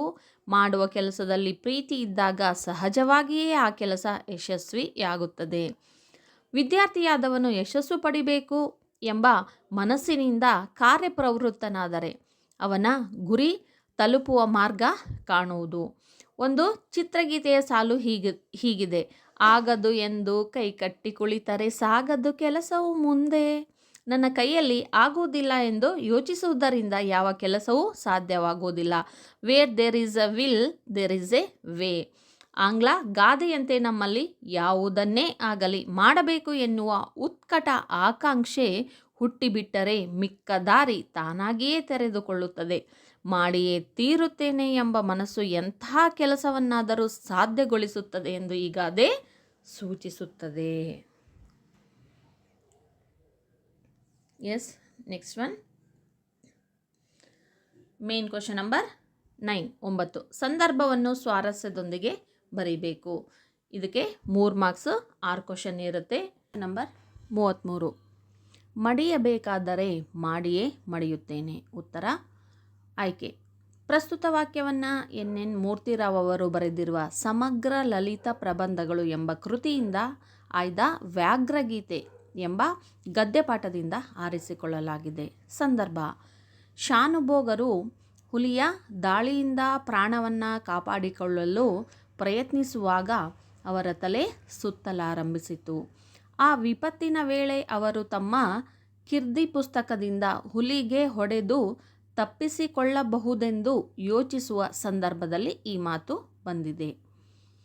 ಸ್ವಾರಸ್ಯ: ರಣರಂಗವನ್ನು ಪ್ರವೇಶಿಸಿದವನು ಶತ್ರುವಿನೊಡನೆ ಹೋರಾಡಿ ಗೆಲ್ಲಬೇಕು, ಇಲ್ಲವೇ ವೀರ ಮರಣವನ್ನು ಒಪ್ಪಬೇಕು ಎನ್ನುವಂತೆ ಸುಲಭವಾಗಿ ಹುಲಿಗೆ ತಾವು ಆಹಾರವಾಗಬೇಕಿಲ್ಲ ಎಂದು ಶಾನುಭೋಗರು ಸಂದರ್ಭೋಚಿತವಾಗಿ ಯೋಚಿಸುವುದು ಇಲ್ಲಿ ಸ್ವಾರಸ್ಯಪೂರ್ಣವಾಗಿ ಮೂಡಿ ಬಂದಿದೆ. Yes, next one. 34. ತಾವು ಕಡಿಮೆ ಮಾತನಾಡಿದ್ದೀರಿ, ಹೆಚ್ಚು ಕೆಲಸ ಮಾಡಿದ್ದೀರಿ. ಪ್ರಸ್ತುತ ವಾಕ್ಯವನ್ನು DL ಜಯಪ್ಪಗೌಡ ಅವರು ಬರೆದಿರುವ ದಿವಾನ್ ಸರ್ ಎಂ ವಿಶ್ವೇಶ್ವರಯ್ಯ ಕಾರ್ಯಸಾಧನೆಗಳು ಕೃತಿಯಿಂದ ಆಯ್ದ ಭಾಗ್ಯಶಿಲ್ಪಿಗಳು ಎಂಬ ಗದ್ಯಪಾಠದಿಂದ ಆರಿಸಿಕೊಳ್ಳಲಾಗಿದೆ. ಸಂದರ್ಭ: ಸೆಪ್ಟೆಂಬರ್ 15, 1961 ಸರ್ ಎಂ ವಿಶ್ವೇಶ್ವರಯ್ಯನವರ ಶತಮಾನೋತ್ಸವವನ್ನು ಬೆಂಗಳೂರಿನಲ್ಲಿ ಆಚರಿಸಲಾಯಿತು. ಆ ಸಮಾರಂಭಕ್ಕೆ ಮುಖ್ಯ ಅತಿಥಿಗಳಾಗಿ ಆಗಮಿಸಿದ ಅಂದಿನ ಭಾರತದ ಪ್ರಧಾನಿ ಪಂಡಿತ್ ಜವಾಹರ್ಲಾಲ್ ನೆಹರು ಅವರು ತಮ್ಮ ಭಾಷಣದಲ್ಲಿ ವಿಶ್ವೇಶ್ವರಯ್ಯನವರನ್ನು ಶ್ಲಾಘಿಸುತ್ತಾ ಈ ಮೇಲಿನ ಮಾತನ್ನು ಹೇಳುತ್ತಾರೆ.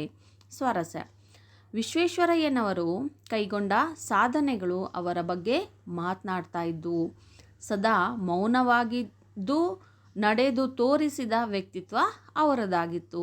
ಅವರಿಂದ ಭಾರತೀಯರು ಕಲಿಯುವುದು ಬಹಳಷ್ಟಿದೆ ಎಂದು ನೆಹರು ಅವರು ಹೇಳಿದ್ದು ವಿಶ್ವೇಶ್ವರಯ್ಯನವರ ವ್ಯಕ್ತಿತ್ವವನ್ನು ಸ್ಪಷ್ಟಗೊಳಿಸುವುದು ಇಲ್ಲಿ ಸ್ವಾರಸ್ಯವಾಗಿದೆ. Question number 35. ಯುದ್ಧಕ್ಕೆ ಹೋದ ತನ್ನ ಮಗನ ಕಣ್ಣುಗಳಂತೆಯೇ ಇವೆಯಲ್ಲ.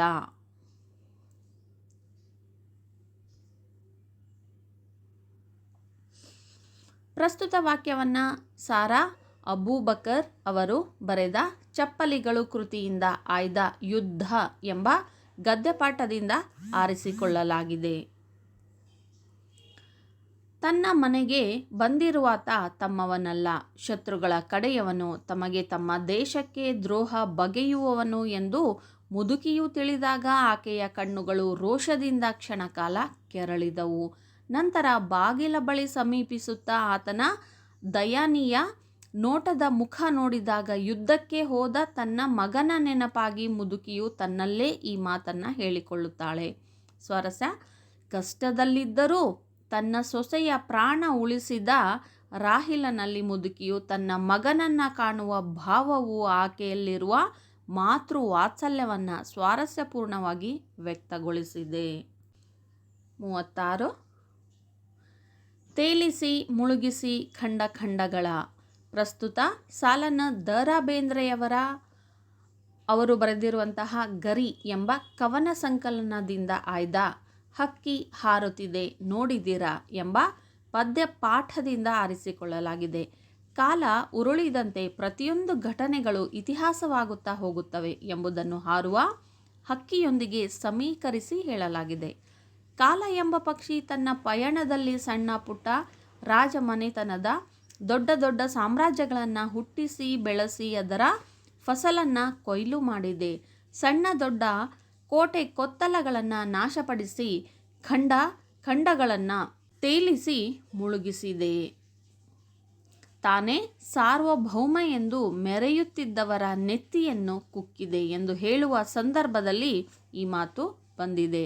ಸ್ವಾರಸ್ಯ: ನಿಸರ್ಗದ ಹೊಂದಾಣಿಕೆಯಂತೆ ಕಾಲ ಉರುಳುತ್ತದೆ. ಎಷ್ಟೇ ಪ್ರಭಾವಶಾಲಿಯಾದರೂ ಕಾಲಚಕ್ರದ ಮುಂದೆ ಎಲ್ಲರೂ ತಲೆ ಬಾಗಲೇಬೇಕು. ಎಷ್ಟೇ ದೊಡ್ಡ ವ್ಯಕ್ತಿಯಾಗಲಿ ಸಾಮ್ರಾಜ್ಯವಾಗಲಿ ಜಗತ್ತಿನಲ್ಲಿ ಯಾರೂ ಯಾವುದು ಶಾಶ್ವತ ಅಲ್ಲ ಎಂಬುದು ಸ್ವಾರಸ್ಯಕರವಾಗಿ ವ್ಯಕ್ತವಾಗಿದೆ. Next one 37. ದಿನ ಪಸುತನಂ ಕೊಲಿಸಿದ ನೆಲನೊಡನೆ ಮತ್ತೆ ಪದುವಾಳ್ದಪೆನೆ. ಪ್ರಸ್ತುತ ಸಾಲನ್ನು ರನ್ನನು ಬರೆದಿರುವ ಸಾಹಸ ಭೀಮ ವಿಜಯಂ ಕೃತಿಯಿಂದ ಆಯ್ದಂತಹ ಛಲಮನೆ ಮೆರೆವೆಂ ಎಂಬ ಪದ್ಯಪಾಠದಿಂದ ಆರಿಸಿಕೊಳ್ಳಲಾಗಿದೆ. ಪಾಂಡವರೊಂದಿಗೆ ಸಂಧಿ ಮಾಡಿಕೊಂಡು ಬಾಳಲು ನೀಡಿದ ಭೀಷ್ಮರ ಸಲಹೆಯನ್ನು ಒಪ್ಪದ ದುರ್ಯೋಧನನು ಭೀಷ್ಮರನ್ನು ಕುರಿತು ನಾನು ಭೂಮಿಗಾಗಿ ಹೋರಾಡುತ್ತಿಲ್ಲ, ತಾನು ನೆಲಕ್ಕಾಗಿ ಹೋರಾಡುತ್ತಿಲ್ಲ, ಛಲಕ್ಕಾಗಿ ಹೋರಾಡುತ್ತೇನೆ. ಕರ್ಣನನ್ನು ಕೊಲ್ಲಿಸಿದ ಈ ಭೂಮಿ ನನಗೆ ಪಾಳು ಭೂಮಿಗೆ ಸಮ.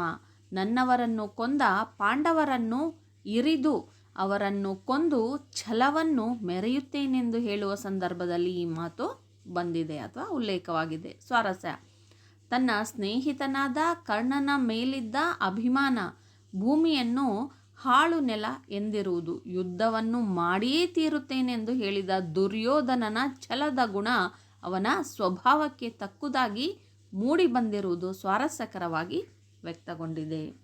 38. ಹಕ್ಕಿಯ ಕೊರಲಿಂಪು ಹಸುರು. ಪ್ರಸ್ತುತ ಸಾಲನ್ನು ಕುವೆಂಪು ಅವರು ಬರೆದಿರುವ ಪಕ್ಷಿಕಾಶಿ ಕೃತಿಯಿಂದ ಆಯ್ದ ಹಸುರು ಎಂಬ ಪದ್ಯಪಾಠದಿಂದ ಆರಿಸಿಕೊಳ್ಳಲಾಗಿದೆ. ಸಂದರ್ಭ: ಅಶ್ವಯುಜ ಮಾಸದ ನವರಾತ್ರಿಯಲ್ಲಿ ಪ್ರಕೃತಿಯಲ್ಲಿ ಹೆಪ್ಪುಗಟ್ಟಿದ ಹಚ್ಚ ಹಸುರನ್ನು ಕಂಡು ಪ್ರೇರಿತವಾದ ಕವನವಾಗಿದೆ. ಮಲೆನಾಡಿನ ತಮ್ಮ ಹುಟ್ಟೂರಾದ ಕುಪ್ಪಳ್ಳಿಯ ಕವಿಶೈಲದಲ್ಲಿ ಕವಿ ಕುವೆಂಪು ಅವರಿಗೆ ಅಲ್ಲಿನ ಹೊಸ ಹೂವಿನಿಂದ ಸೂಸಿ ಬರುವ ಕಂಪು ಹಸುರಾಗಿದೆ. ಎತ್ತೆತ್ತಲೋ ಬೀಸಿ ಬರುವ ಗಾಳಿಯ ತಂಪು ಕೂಡ ಹಸುರಾಗಿದೆ. ಗಿಡ ಗಂಟೆಯಲ್ಲಿ ಅಡಗಿ ಕೂತು ಹಾಡುತ್ತಿರುವ ಹಕ್ಕಿಯ ಕೊರಲಿನಿಂದ ಹೊರಟ ಗಾನದ ಇಂಪು ಹಸುರಾಗಿದೆ ಎಂದು ವರ್ಣಿಸುವ ಸಂದರ್ಭದಲ್ಲಿ ಈ ಮಾತನ್ನು ಹೇಳ್ತಾರೆ. ಸ್ವಾರಸ್ಯ: ಹೂವು, ಗಾಳಿ, ಹಕ್ಕಿಯ ಗಾನದಲ್ಲಿ ಬೇರೆ ಬೇರೆ ಅನುಭವವಿದ್ದರೂ ಕವಿಯ ಏಕತಾ ದೃಷ್ಟಿಯಲ್ಲಿ ಎಲ್ಲದರಲ್ಲೂ ಹಸುರೇ ಕಾಣುತ್ತದೆ. ಹಸುರು ಸಕಲೇಂದ್ರಿಯಗಳನ್ನು ವ್ಯಾಪಿಸಿದೆ ಎಂಬ ಕವಿಯ ಕಲ್ಪನೆ ಇಲ್ಲಿ ಸ್ವಾರಸ್ಯಪೂರ್ಣವಾಗಿ ಮೂಡಿ ಬಂದಿದೆ. ನಂಬರ್ 10. ಪದ್ಯಭಾಗ ಪೂರ್ಣಗೊಳಿಸಬೇಕು. ಇದಕ್ಕೆ 4 ಮಾರ್ಕ್ಸ್ ಇರುತ್ತೆ. 2 ಕೊಟ್ಟಿರ್ತಾನೆ, ಅದರಲ್ಲಿ 1 ಬರಿಬೇಕು. ಫಸ್ಟ್ ಒನ್: ಕಲುಷಿತವಾದಿ ಡ್ಯಾಶ್ ಡ್ಯಾಶ್ ಮುಟ್ಟೋಣ ಅಥವಾ ಮತಗಳೆಲ್ಲವೂ ಡ್ಯಾಶ್ ಡ್ಯಾಶ್ ಬಿತ್ತೋಣ. ಕಲುಷಿತವಾದಿ ನದಿ ಜಲಗಳಿಗೆ ಮುಂಗಾರಿನ ಮಳೆಯಾಗೋಣ. ಬರಡಾಗಿರುವಿ ಕಾಡು ಮೇಡುಗಳ ವಸಂತವಾಗುತ್ತಾ ಮುಟ್ಟೋಣ. ಮತಗಳೆಲ್ಲವೂ ಪಥಗಳು ಎನ್ನುವ ಹೊಸ ಎಚ್ಚರದೊಳು ಬದುಕೋಣ. ಭಯ ಸಂಶಯದೊಳು ಕಂದಿದ ಕಣ್ಣೊಳು ನಾಳಿನ ಕನಸು ಬಿತ್ತೋಣ.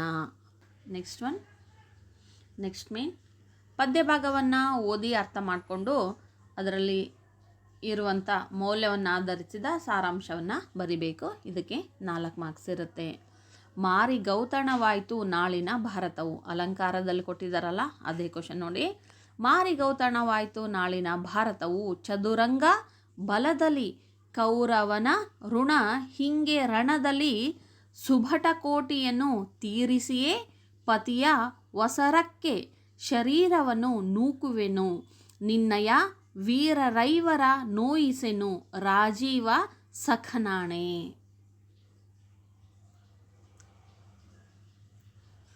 ನೋಡಿ, ಮಹಾಭಾರತದಲ್ಲಿ ಪಾಂಡವರ ಪಾಲಿನ ರಾಜ್ಯವನ್ನು ನೀಡಲು ಕೌರವರು ನಿರಾಕರಿಸುತ್ತಾರೆ.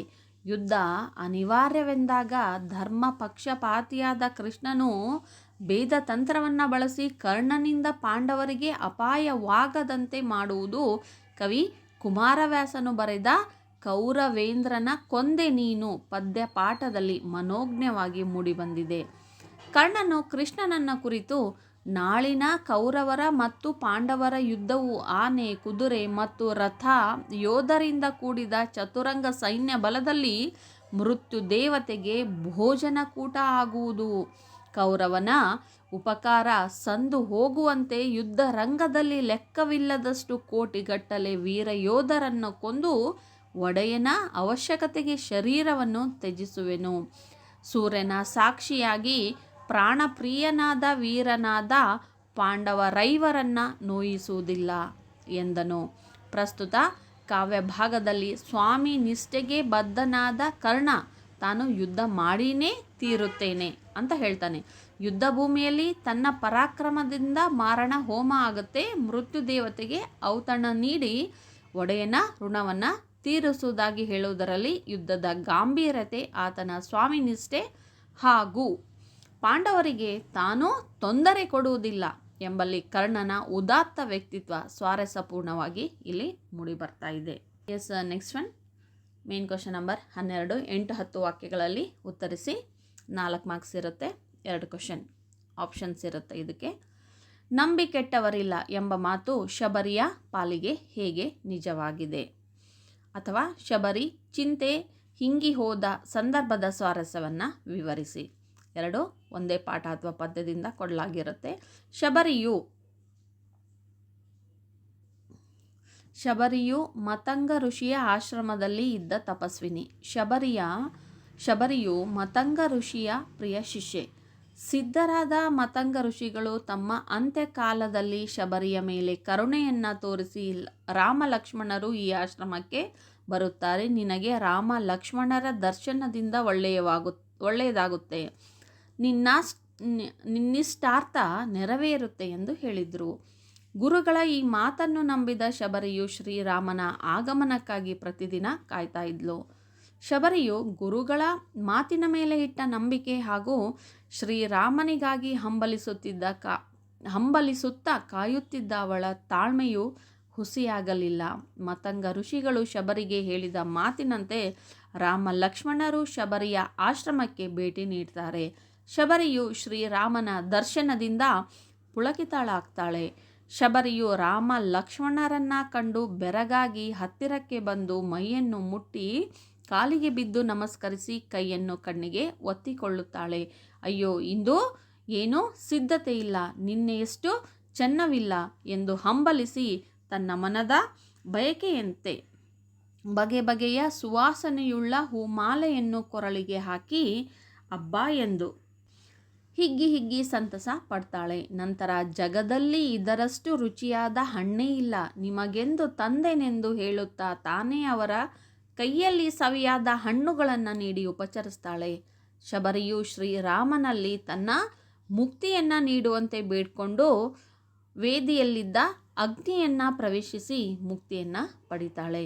ಮುನಿಗಳ ಮಾತನ್ನು ನಂಬಿ ಹಲವಾರು ವರ್ಷಗಳಿಂದ ರಾಮನ ದರ್ಶನಕ್ಕಾಗಿ ಸಹನೆಯಿಂದ ಕಾಯುತ್ತಾ ಶ್ರೀರಾಮನು ತನ್ನ ಬಳಿಗೆ ಬರುವ ಸುಖ ದಿನವನ್ನು ಎದುರು ನೋಡುತ್ತಾ ಶಬರಿಗೆ ರಾಮನ ದರ್ಶನವಾಗುತ್ತದೆ. ಶಬರಿಯ ಮನದಾಸೆ ಈಡೇರುತ್ತದೆ. ಹಾಗಾಗಿ ನಂಬಿಕೆಟ್ಟವರಿಲ್ಲ ಎಂಬ ಮಾತು ಶಬರಿಯ ಪಾಲಿಗೆ ನಿಜವಾಗಿದೆ. ಶಬರಿಯ ಚಿಂತೆ ಹಿಂಗಿ ಹೋದ ಸಂದರ್ಭ ಅಂತ ಕೇಳಿದ್ದಾನೆ, ಹೌದಾ?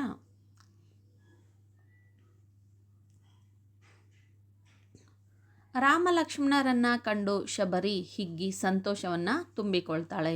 ರಾಮ ಲಕ್ಷ್ಮಣರಿಗೆ ರುಚಿಕರ ಹಣ್ಣುಗಳನ್ನು ನೀಡಿ ಸತ್ಕರಿಸುತ್ತಾಳೆ. ರಾಮನನ್ನು ಕಂಡ ತಾನು ಪರಮ ಸುಖಿ ಎಂದು ನರ್ತಿಸುತ್ತಾಳೆ. ರಾಮನೂ ಕೂಡ ನಿನ್ನ ಆದರದಿಂದ ನಾವು ಸುಖಿ, ನಿನಗೆ ನಾವು ಋಣಿ ಎನ್ನುತ್ತಾನೆ. ಶಬರಿಯು ಕಣ್ಣೀರು ತುಂಬಿಕೊಂಡು ನನ್ನ ಜಾಡನ್ನು ಹಿಡಿದು ಬಂದು ಸಂತಸ ನೀಡಿದಿರಿ, ಹಸಿವು ತೃಷೆ ಹಿಂಗಿತೆ, ನಾನೊಬ್ಬಳು ಬಡವಿ, ನನ್ನ ಮೇಲೆ ಮರುಕ ತೋರಿದಿರಾ ಎನ್ನುತ್ತಾಳೆ. ಶ್ರೀರಾಮನು ನಿನ್ನ ಆತಿಥ್ಯದಲ್ಲಿ ಸ್ವಲ್ಪವೂ ಕೊರತೆ ಇಲ್ಲ, ನಮ್ಮ ಅರಮನೆಗಿಂತ ನಿನ್ನ ಆಶ್ರಮವೇ ಚಂದ, ನಿನ್ನ ಮನೆಯೇ ನಮ್ಮ ಮನೆ, ನೀನೇ ತಾಯಿಯಂತೆ ಎನ್ನುತ್ತಾನೆ. ಶಬರಿಯು, ನಿನ್ನ ರೂಪದಂತೆ ನಿನ್ನ ಮಾತು ಸುಂದರ ಹಾಗೂ ಉದಾರ, ನಾನು ಧನ್ಯಳಾದೆ. ಸಿದ್ಧ ಮತಂಗರ ವರ ನನಗೆ ಫಲಿಸಿತು, ನಿಮ್ಮನ್ನು ಕಂಡು ಪುಣ್ಯವು ತುಂಬಿತು, ಗುರು ಪೂಜೆಯನ್ನು ಮಾಡಿದ ಪುಣ್ಯ ನನಗೆ ಇಂದು ಸೇರಿತು, ನನ್ನ ಚಿಂತೆಯೆಲ್ಲ ಹಿಂಗಿ ಹೋಯಿತು ಎನ್ನುತ್ತಾಳೆ. ಶ್ರೀರಾಮನು ಗುರುಗಳ ಮಹಿಮೆಯನ್ನು ಬಲ್ಲೆನೆಂದು ಹೇಳುತ್ತಾ ದುಃಖವನ್ನು ಮರೆಸಿ ಶಾಂತಿ ನೀಡುವ ಈ ವನದಲ್ಲಿ ಶ್ರದ್ಧಾ ಪ್ರೇಮ ಮೂರ್ತಿಯಂತೆ ನೀನು ಇರುವೆ. ಈ ದಿನ ನಮಗೆ ಸುದಿನ ಎಂದು ಶಬರಿಯನ್ನು ಬಾಯ್ತುಂಬ ಹೊಗಳ್ತಾನೆ. 42. ಲವನು ಯಜ್ಞಾಶ್ವವನ್ನು ಕಟ್ಟಲು ಕಾರಣ ಏನು? ಸೆಕೆಂಡ್ ಒನ್ನು, ಲವನಲ್ಲಿದ್ದ ಕ್ಷಾತ್ರಗುಣ ವೀರಲವ ಪದ್ಯದಲ್ಲಿ ವ್ಯಕ್ತಗೊಂಡಿರುವುದನ್ನು ನಿಮ್ಮ ಮಾತುಗಳಲ್ಲಿ ಬರೆಯಿರಿ. ರಾಮನ ಅಶ್ವಮೇಧ ಯಾಗದ ಕುದುರೆ ದೇಶ ದೇಶಗಳಲ್ಲಿ ಸಂಚರಿಸುತ್ತದೆ. ಶ್ರೀರಾಮನ ಯಾಗದ ಕುದುರೆ ಎಂದು ತಿಳಿದು ರಾಜ ಮಹಾರಾಜರು ಅದನ್ನು ಕಟ್ಟಿ ಹಾಕದೆ ನಮಸ್ಕರಿಸಿ ಕಳಿಸ್ತಾರೆ. ಹೀಗೆ ಭೂಮಂಡಲದಲ್ಲೆಲ್ಲ ಸಂಚರಿಸುತ್ತಾ ಬಂದ ಕುದುರೆ ವಾಲ್ಮೀಕಿ ಆಶ್ರಮದ ಉಪವನದ ಹುಲ್ಲನ್ನು ಕಂಡು ಆಕರ್ಷಿತವಾಗಿ ತಿನ್ನಲು ಬಯಸಿ ಉದ್ಯಾನವನವನ್ನು ಪ್ರವೇಶಿಸಿತು. ಅಲ್ಲಿದ್ದ ಹೂವಿನ ಗಿಡಗಳನ್ನು ಚೆನ್ನಾಗಿ ತುಳಿದು ಹುಲ್ಲನ್ನು ತಿನ್ನಲಾರಂಭಿಸಿತು. ಉದ್ಯಾನವನದ ಮೇಲುಸ್ತುವಾರಿಯನ್ನು ನೋಡಿಕೊಳ್ಳುತ್ತಿದ್ದ ಲವನು ಕುದುರೆಯನ್ನು ಕಟ್ಟಿ ಹಾಕಲು ಬಂದಾಗ ಅದರ ಹಣೆಯಲ್ಲಿದ್ದ ಲೇಖನವನ್ನು ಓದ್ತಾನೆ. ಈ ಭೂಮಿಯಲ್ಲಿ ಕೌಸಲ್ಯೆಯ ಮಗ ರಾಮನೊಬ್ಬನೇ ವೀರನು. ಅವನ ಯಾಗದ ಕುದುರೆ ಇದು. ಇದನ್ನು ಕಟ್ಟಿ ಹಾಕುವ ವೀರರು ಯಾರಾದರೂ ಇದ್ದರೆ ಕಟ್ಟಿ ಹಾಕಬಹುದು. ಈ ಮಾತುಗಳಿಂದ ಲವನು ಕೋಪಗೊಳ್ತಾನೆ. ಕೌಶಲ್ಯೆಯ ಮಗ ರಾಮನು ಮಾತ್ರ ವೀರನೇ? ಜಾನಕಿಯ ಮಗನಾದ ತಾನು ವೀರನಲ್ಲವೇ? ತಾನೀಗ ಕುದುರೆಯನ್ನು ಕಟ್ಟಿ ಹಾಕದಿದ್ದರೆ ಲೋಕದ ಜನರು ತನ್ನ ಮಾತೆಯಾದ ಜಾನಕಿಯನ್ನು ಬಂಜೆಯೆನ್ನದೇ ಇರುವರೇ ಎಂದು ತನ್ನ ಉತ್ತರೀಯದಿಂದ ಆ ಕುದುರೆಯನ್ನು ಬಾಳೆಗಿಡಕ್ಕೆ ಕಟ್ಟಿ ಹಾಕಲು ಮುಂದಾಗ್ತಾನೆ. ಆಗ ಅಲ್ಲಿದ್ದ ತಪಸ್ವಿ ಪುತ್ರರು, ಅದು ಅರಸರ ಕುದುರೆ, ಅದನ್ನು ಕಟ್ಟಿ ಹಾಕಿದರೆ ನಮ್ಮನ್ನು ಹೊಡೆಯುವರು ಎಂದು ಬಾಲ ಸಹಜ ಭಯದಿಂದ ಹೇಳಿದಾಗ, ಋಷಿಗಳ ಮಕ್ಕಳಾದ ನೀವು ಅಂಜಿದರೆ ಕ್ಷತ್ರಿಯ ಕುಲಜನಾದ ನಾನು ಹೆದರುವುದೇ ಎಂದು ಕುದುರೆಯನ್ನು ಕಟ್ಟಿ ಹಾಕ್ತಾನೆ. ಬಾಲಕನಾದ ಲವನಲ್ಲಿದ್ದ ಕ್ಷತ್ರಿಯ ಸಹಜವಾದ ವರ್ತನೆ, ಧೈರ್ಯ, ಸಾಹಸ ಪ್ರವೃತ್ತಿ, ಯಾವುದೇ ಕಾರ್ಯದಲ್ಲಿ ಎದೆಗುಂದದೆ ಮುನ್ನುಗ್ಗುವ ನಾಯಕತ್ವದ ಗುಣಗಳನ್ನು ಸಹಜ ಸುಂದರವಾಗಿ ಕವಿ ಲಕ್ಷ್ಮೀಶ ವರ್ಣಿಸಿದ್ದಾರೆ. ವಾಲ್ಮೀಕಿ ಮುನಿಗಳು ತನಗೆ ಉದ್ಯಾನವನದ ರಕ್ಷಣೆಯ ಜವಾಬ್ದಾರಿಯನ್ನು ಕೊಟ್ಟಿರುವುದರಿಂದ ಬಾಲಕ ಲವ ಅದರ ಆರೈಕೆಯನ್ನು ನಿಷ್ಠೆಯಿಂದ ಮಾಡ್ತಾ ಇದ್ದ. ಶ್ರೀರಾಮನ ಯಾಗದ ಕುದುರೆ ಬಂದು ಉದ್ಯಾನವನದ ಹೂಗಿಡಗಳನ್ನು ನುಗ್ಗು ನುರಿಯಾಗುವಂತೆ ತುಳಿಯುತ್ತಿರುವುದನ್ನು ಕಂಡು ಆತನಿಗೆ ಕೋಪ ತಡೆಯಲಾಗಲಿಲ್ಲ. ಯಾವುದೀ ಕುದುರೆ ನಮ್ಮ ಉದ್ಯಾನವನಕ್ಕೆ ಬಂದಿದೆಯಲ್ಲ ಎಂದು ಆತ ಅದರ ಹತ್ತಿರ ಹೋಗ್ತಾನೆ. ಅದರ ಹಣೆಯ ಪಟ್ಟಿಯಲ್ಲಿದ್ದ ಲೇಖನ ಆತನ ಕ್ಷಾತ್ರ ರಕ್ತ ಮತ್ತಷ್ಟು ಕುದಿಯುವಂತೆ ಮಾಡುತ್ತೆ. ಕೌಸಲ್ಯ ಪುತ್ರನಾದ ರಾಮನೊಬ್ಬನೇ ವೀರನಂತೆ ಜಾನಕಿಯ ಮಗನಾದ ನಾನು ವೀರನಲ್ಲವೇ ಎನ್ನುವಲ್ಲಿ ಕ್ಷತ್ರಿಯ ಪುತ್ರಿ ಜಾನಕಿಯ ಮಗನಾದ ಲವನಲ್ಲಿರುವ ಕ್ಷಾತ್ರ ತೇಜಸ್ಸು ಹೊಮ್ಮಿ ರಾಮನ ಗರ್ವವನ್ನು ಬಿಡಿಸದಿದ್ದರೆ ನನಗೆ ಇರುವ ತೋಳುಗಳು ಏತಕ್ಕೆಂದು ವೀರಾವೇಶದಿಂದ ಕುದುರೆಯನ್ನು ಕಟ್ಟಿ ಹಾಕಲು ಮುಂದಾಗ್ತಾನೆ. ಶಾಂತಿ ಪ್ರಿಯರಾದ ಮುನಿಕುಮಾರರು ಬೇಡ ಅರಸರ ಕುದುರೆ ಎಂದು ಭಯಭೀತರಾದರೆ, ಮುನಿಸುತರು ಮಕ್ಕಳು ಹೆದರಿದರೆ ಜಾನಕಿಯ ಮಗನಿದಕ್ಕೆ ಹೆದರುವನೇ ಎಂದು ತನ್ನಲ್ಲಿ ರಕ್ತಗತವಾಗಿ ಬಂದಿರುವ ಧೈರ್ಯ, ಶೌರ್ಯ, ಬಾಲಸಹಜ ಸಾಹಸ ಪ್ರವೃತ್ತಿಯನ್ನು ಮೆರೀತಾನೆ. ಹೀಗೆ ಲವನ ಗುಣ ಪದ್ಯದುದ್ದಕ್ಕೂ ಅರ್ಥಪೂರ್ಣವಾಗಿ ಮೂಡಿ ಬಂದಿದೆ. ನೆಕ್ಸ್ಟ್ ಒನ್, ಗದ್ಯ ಭಾಗವನ್ನು ಓದ್ಕೊಂಡು ಪ್ರಶ್ನೆಗಳಿಗೆ ಉತ್ತರ ಬರೀಬೇಕು. 2 ಕ್ವಶನ್ ಇರುತ್ತೆ, ಇದಕ್ಕೆ 2 ಮಾರ್ಕ್ಸ್. ಓಕೆ, ಗದ್ಯ ಭಾಗವನ್ನು ಓದ್ಕೊಳ್ಳಿ, ಅದಕ್ಕೆ ಉತ್ತರವನ್ನು ನೀಡಿ. ನೋಡಿ, 2 ಮಾರ್ಕ್ಸ್ ಇರುತ್ತೆ. ಪತ್ರ ಇದಕ್ಕೆ main question number 14. Question number 44. ನಿಮ್ಮನ್ನು ಚಿಕ್ಕಮಗಳೂರು ಜಿಲ್ಲೆಯ ಕೊಪ್ಪ ತಾಲೂಕಿನ ಗುಡ್ಡೆತೋಟ ಗ್ರಾಮದ ನಿವಾಸಿ ಅನ್ಪೂರ್ಣ ಎಂದು ಭಾವಿಸಿಕೊಂಡು ಗ್ರಾಮದಲ್ಲಿ ಸರ್ಕಾರಿ ಪದವಿ ಪೂರ್ವ ಕಾಲೇಜು ಆರಂಭಿಸುವಂತೆ ಕೋರಿ ಶಿಕ್ಷಣ ಸಚಿವರಿಗೆ ಒಂದು ಪತ್ರನ ಬರೆಯಿರಿ. ಓಕೆ. ಅಥವಾ ನಿಮ್ಮನ್ನು ಹಾಸನದ ಸರ್ಕಾರಿ ಪ್ರೌಢಶಾಲೆಯ ವಿದ್ಯಾರ್ಥಿ ಮೋಹನ ಎಂದು ಭಾವಿಸಿಕೊಂಡು ಪಾಲಕರ ಸಭೆಗೆ ಆಹ್ವಾನಿಸಿ ಶಿವಮೊಗ್ಗದಲ್ಲಿ ವಾಸವಾಗಿರುವ ಶಾರದಾ ಎಂಬ ಹೆಸರಿನ ತಾಯಿಗೆ ಪತ್ರವನ್ನು ಬರೆಯಿರಿ. ಹೌದಾ? ಒಂದು ಖಾಸಗಿ ಪತ್ರ ಇರುತ್ತೆ, ಇನ್ನೊಂದು ವ್ಯಾವಹಾರಿಕ ಪತ್ರ ಇರುತ್ತೆ. ಖಾಸಗಿ ಪತ್ರ, ವ್ಯಾವಹಾರಿಕ ಪತ್ರದಲ್ಲಿ ಹಂತಗಳು, ಸ್ಟೆಪ್ಸ್ ಜಾಸ್ತಿ ಇರುತ್ತೆ. ಹಾಗೆ ಒಂದು ವೈಯಕ್ತಿಕ ಪತ್ರದಲ್ಲಿ ಸ್ವಲ್ಪ ರೂಲ್ಸ್ಗಳು, ಅದು ನಮ್ಮ ಹತ್ತಿರದಲ್ಲಿ ಇರ್ತಕ್ಕಂಥವರಿಗೆ ಅಂದರೆ ಸಂಬಂಧಿಕರಿಗೆ, ಗೆಳೆಯರಿಗೆ, ತಂದೆ ತಾಯಿಗಳಿಗೆ ಬರೆಯುವಂಥ ಪತ್ರ ಆಗಿರೋದರಿಂದ ಅಲ್ಲಿ ಅಂತಹ ಒಂದು ನಿಯಮಗಳು ಕಡಿಮೆ ಇರುತ್ತೆ, ಸಡಿಲಗೊಂಡಿರುತ್ತೆ. ನೋಡಿ, ಇದು ಫಸ್ಟ್ ಒನ್ ವ್ಯಾವಹಾರಿಕ ಪತ್ರ. ಸ್ಥಳ ಗುಡ್ಡೆತೋಟ, ದಿನಾಂಕ ಬರೀರಿ. ದಿನಾಂಕನ ಬಲಗಡೆ ಕೂಡ ಬರೆದ್ರೂ ನಡೆಯುತ್ತೆ. ಇವರಿಂದ, ಇದು ಇಂದ ಇವರಿಗೆ, ವಿಷಯ ಎಲ್ಲವನ್ನು ಕೂಡ ಕ್ವಶನಲ್ಲಿನೇ ಇರುತ್ತೆ. ಇವರಿಂದ ಅನ್ನಪೂರ್ಣ, ಗುಡ್ಡೆತೋಟ ಗ್ರಾಮ, ಕೊಪ್ಪ ತಾಲೂಕು, ಚಿಕ್ಕಮಗಳೂರು ಜಿಲ್ಲೆ. ಇವರಿಗೆ ಯಾರಿಗೆ ಬರೀತೀರಾ? ಮಾನ್ಯ ಶಿಕ್ಷಣ ಸಚಿವರು, ಕರ್ನಾಟಕ ಸರ್ಕಾರ, ವಿಧಾನಸೌಧ, ಬೆಂಗಳೂರು. ನೆಕ್ಸ್ಟು ಮಾನ್ಯರೇ, ಇದು ಸಂಬೋಧನಾ ಪದ. ವಿಷಯನೂ ಕೂಡ ಅದರಲ್ಲೇ ಕೊಟ್ಟಿರ್ತಾರೆ. ಸರ್ಕಾರಿ ಪದವಿ ಪೂರ್ವ ಕಾಲೇಜು ಆರಂಭಿಸುವಂತೆ ಕೋರಿ. ಇಷ್ಟೇ ಇರಬೇಕು, ಒಂದು ಲೈನಲ್ಲಿ ಅಷ್ಟೇ ಶಾರ್ಟಾಗಿ ವಿಷಯವನ್ನು ಬರೀರಿ. ಕಂಡ ವಿಷಯಕ್ಕೆ ಸಂಬಂಧಿಸಿದಂತೆ ಚಿಕ್ಕಮಗಳೂರು ಜಿಲ್ಲೆಯ ಕೊಪ್ಪ ತಾಲೂಕಿನ ಗುಡ್ಡೆತೋಟ ಗ್ರಾಮದ ನಿವಾಸಿಯಾದ ಅನ್ಪೂರ್ಣ ಎಂಬ ಹೆಸರಿನವಳಾದ ನಾನು ತಮ್ಮಲ್ಲಿ ವಿನಂತಿಸುವುದೇನೆಂದರೆ, ಗ್ರಾಮದಲ್ಲಿ ಕನಿಷ್ಠ 100ಕ್ಕೂ ಅಧಿಕ ವಿದ್ಯಾರ್ಥಿಗಳು ಪ್ರೌಢಶಾಲೆಯಲ್ಲಿ ಓದ್ತಾ ಇದ್ದು, ಇದಕ್ಕೆ ಪೂರಕವಾಗಿ ಗ್ರಾಮದಲ್ಲಿ ಪದವಿ ಪೂರ್ವ ಕಾಲೇಜು ಇರುವುದಿಲ್ಲ. ಇದರಿಂದಾಗಿ ವಿದ್ಯಾರ್ಥಿಗಳು ದೂರದ ಕೊಪ್ಪಕ್ಕೆ ಕಾಲೇಜು ಶಿಕ್ಷಣಕ್ಕಾಗಿ ಹೋಗಬೇಕು. ಸಾರಿಗೆ ಮತ್ತು ಇನ್ನಿತರ ಸಮಸ್ಯೆಗಳಿಂದಾಗಿ ಅನೇಕ ವಿದ್ಯಾರ್ಥಿಗಳು ಕಾಲೇಜು ಶಿಕ್ಷಣದಿಂದ ವಂಚಿತರಾಗ್ತಿದ್ದಾರೆ. ಸುತ್ತಲಿನ 10ಕ್ಕೂ ಅಧಿಕ ಗ್ರಾಮಗಳಿಗೆ ಮಧ್ಯಭಾಗದಲ್ಲಿರುವ ಗುಡ್ಡೆತೋಟ ಗ್ರಾಮದಲ್ಲಿ ತಾವು ಪದವಿ ಪೂರ್ವ ಕಾಲೇಜು ತೆರೆದರೆ ಎಲ್ಲರಿಗೂ ಅನುಕೂಲ ಆಗುತ್ತೆ. ಶಿಕ್ಷಣದ ಬಗೆಗೆ ಅಪಾರ ಕಾಳಜಿ ಹೊಂದಿರುವ ತಾವು ಆದಷ್ಟು ಬೇಗ ಗ್ರಾಮದಲ್ಲಿ ಪದವಿ ಪೂರ್ವ ಕಾಲೇಜನ್ನು ಪ್ರಾರಂಭಿಸಬೇಕೆಂದು ತಮ್ಮಲ್ಲಿ ವಿನಂತಿಸಿಕೊಳ್ಳುತ್ತೇನೆ. ಈ ನನ್ನ ಕೋರಿಕೆಯು ಬಹುಬೇಗ ಈಡೇರುವುದೆಂದು ನಂಬ್ತೇನೆ. ವಂದನೆಗಳೊಂದಿಗೆ ತಮ್ಮ ವಿಶ್ವಾಸಿ ಅನ್ನಪೂರ್ಣ. ಗ್ರಾಮದ ಪ್ರಮುಖರ ಸಹಿಯನ್ನು ಮಾಡಿಸ್ಕೊಳ್ಬೇಕು. ಓಕೆ. ಎಸ್, ನೆಕ್ಸ್ಟ್ ಒನ್ ಖಾಸಗಿ ಪತ್ರ. ತಾಯಿಗೆ ಬರೆಯೋದು. ಮೊದಲು ಕ್ಷೇಮ ಅಂತ ಬರೀಬೇಕು. ನಂತರ ಇಲ್ಲಿ ಮಧ್ಯದಲ್ಲಿ ಶ್ರೀ, ಇಲ್ಲಿ ಯಾರು ಬರೀತಾ ಇದ್ದೀರಾ ಇಂದ ಹೆಸರನ್ನು ಬರೀರಿ. ಇದನ್ನು ಆಗಲೇ ಕ್ವಶನಲ್ಲಿ ಕೊಟ್ಟಿದ್ದಾನೆ. ಮೋಹನ, 10ನೇ ತರಗತಿ, ಸರ್ಕಾರಿ ಪ್ರೌಢಶಾಲೆ, ಹಾಸನ. ದಿನಾಂಕ ಒಂದು ಹಾಕಬೇಕು. ನಂತರ ಸಂಬೋಧನಾ ಪದ. ತಾಯಿಗೆ ಬರಿಬೇಕಲ್ಲ. ಮಾತೋಶ್ರೀಯವರಿಗೆ, ಪ್ರೀತಿಯ ತಾಯಿಯವರಿಗೆ, ಮಾತೋಶ್ರೀಯವರಿಗೆ, ಪೂಜ್ಯ ತಾಯಿಯವರಿಗೆ. ನಿಮ್ಮ ಮಗನಾದ ಮೋಹನ ಮಾಡುವ ನಮಸ್ಕಾರಗಳು. ನಾನು ಇಲ್ಲಿ ಕ್ಷೇಮವಾಗಿದ್ದೇನೆ, ನೀವು ಅಲ್ಲಿ ಕ್ಷೇಮವಾಗಿರುವಿರೆಂದು ನಂಬಿರುತ್ತೇನೆ ಅಥವಾ ಭಾವಿಸುತ್ತೇನೆ. ನೆಕ್ಸ್ಟ್ ಪ್ಯಾರಾದಲ್ಲಿ, ನನ್ನ ವಿದ್ಯಾಭ್ಯಾಸ ಇಲ್ಲಿ ಚೆನ್ನಾಗಿ ನಡೆಯುತ್ತಿದೆ. ನಿಮ್ಮ ಆಸೆಯಂತೆ ವಾರ್ಷಿಕ ಪರೀಕ್ಷೆಯಲ್ಲಿ ಹೆಚ್ಚು ಅಂಕ ಗಳಿಸಲು ವೇಳಾಪಟ್ಟಿ ತಯಾರಿಸಿಕೊಂಡು ಓದ್ತಾ ಇದ್ದೀನಿ. ಈ ವರ್ಷ ವಾರ್ಷಿಕ ಪರೀಕ್ಷೆಯಲ್ಲಿ ಖಂಡಿತ ಒಳ್ಳೆಯ ಅಂಕನ ಗಳಿಸ್ತೀನಿ.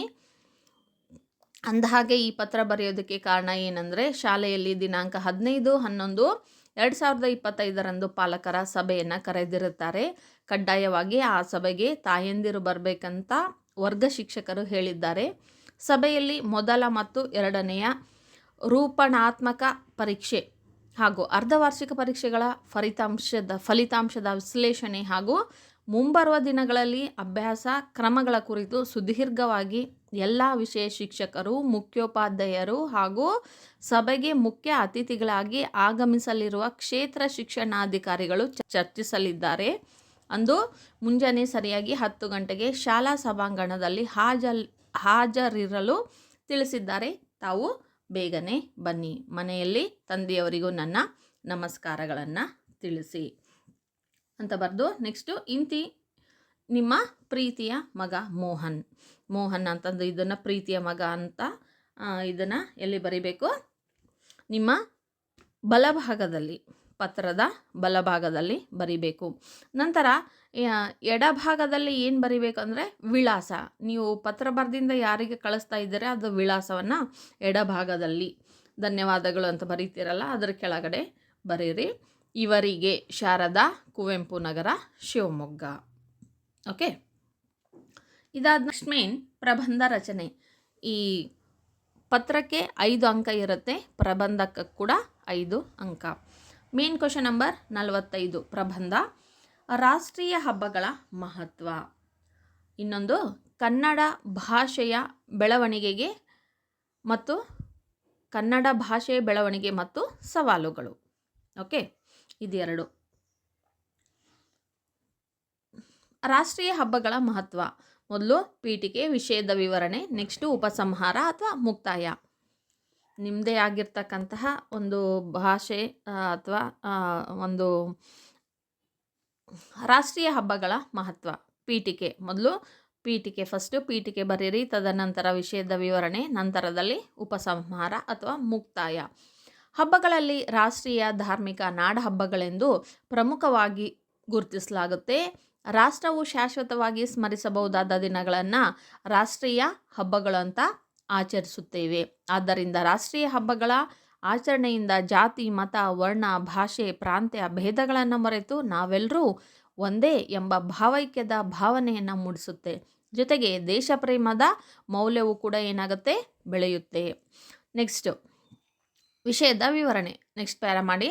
ಭಾರತ ದೇಶವು ಪ್ರಮುಖವಾಗಿ ಸ್ವಾತಂತ್ರ್ಯ ದಿನಾಚರಣೆ, ಗಣರಾಜ್ಯೋತ್ಸವ, ಗಾಂಧಿ ಜಯಂತಿಗಳನ್ನು ರಾಷ್ಟ್ರೀಯ ಹಬ್ಬಗಳಾಗಿ ಆಚರಿಸುತ್ತೆ. ಜೊತೆಗೆ ಏಪ್ರಿಲ್ 14 ಅಂಬೇಡ್ಕರ್ ಜಯಂತಿ, ನವೆಂಬರ್ 14 ನೆಹರು ಜಯಂತಿ, ಮಕ್ಕಳ ದಿನಾಚರಣೆ, ಸೆಪ್ಟೆಂಬರ್ 5 ರಾಧಾಕೃಷ್ಣನ್ ಅವರ ಜಯಂತಿ, ಶಿಕ್ಷಕರ ದಿನಾಚರಣೆ, ಜನವರಿ 12 ವಿವೇಕಾನಂದರ ಜಯಂತಿ, ಯುವ ದಿನ, ಅಕ್ಟೋಬರ್ 2 ಶಾಸ್ತ್ರಿ ಜಯಂತಿ. ಹೀಗೆ ಹಲವು ಮಹನೀಯರ ಜನ್ಮ ದಿನಗಳನ್ನು ರಾಷ್ಟ್ರೀಯ ಜಯಂತಿಗಳಂತ ಆಚರಣೆ ಮಾಡಲಾಗುತ್ತೆ. ಸ್ವಾತಂತ್ರ್ಯ ದಿನಾಚರಣೆ. ಬ್ರಿಟಿಷರು ವ್ಯಾಪಾರದ ಉದ್ದೇಶದಿಂದ ಭಾರತಕ್ಕೆ ಬಂದು ಭಾರತೀಯರ ಅರಸರ ಒಳಜಗಳಗಳನ್ನೇ ದುರುಪಯೋಗಪಡಿಸಿಕೊಂಡು ಹಂತ ಹಂತವಾಗಿ ದೇಶದ ಚುಕ್ಕಾಣಿ ಹಿಡಿದು ದಬ್ಬಾಳಿಕೆಯ ಆಡಳಿತ ನಡೆಸಿದರು. ಮಂದಗಾಮಿ, ತೀವ್ರಗಾಮಿ, ಗಾಂಧಿಯುಗ ಹಂತಗಳಲ್ಲಿ ಭಾರತೀಯರು ಬ್ರಿಟಿಷರ ವಿರುದ್ಧ ಸ್ವಾತಂತ್ರ್ಯ ಹೋರಾಟವನ್ನು ನಡೆಸಿದರು. ಇದರ ಫಲವಾಗಿ 1947 ಆಗಸ್ಟ್ 15ರಂದು ಭಾರತ ಸ್ವತಂತ್ರ ಗಳಿಸಿತು. ಇದರ ಸ್ಮರಣಾರ್ಥ ಪ್ರತಿ ವರ್ಷ ಆಗಸ್ಟ್ 15 ಧ್ವಜಾರೋಹಣ ಮಾಡಿ ಪ್ರಭಾತವೇರಿ ನಡೆಸಿ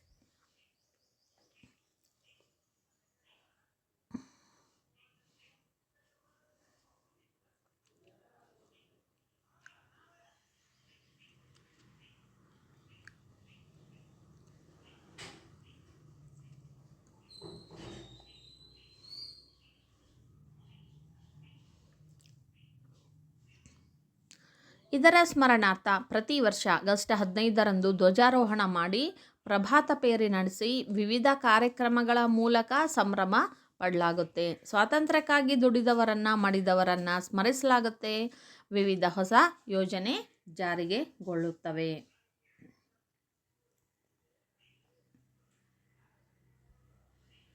ಗಣರಾಜ್ಯೋತ್ಸವ.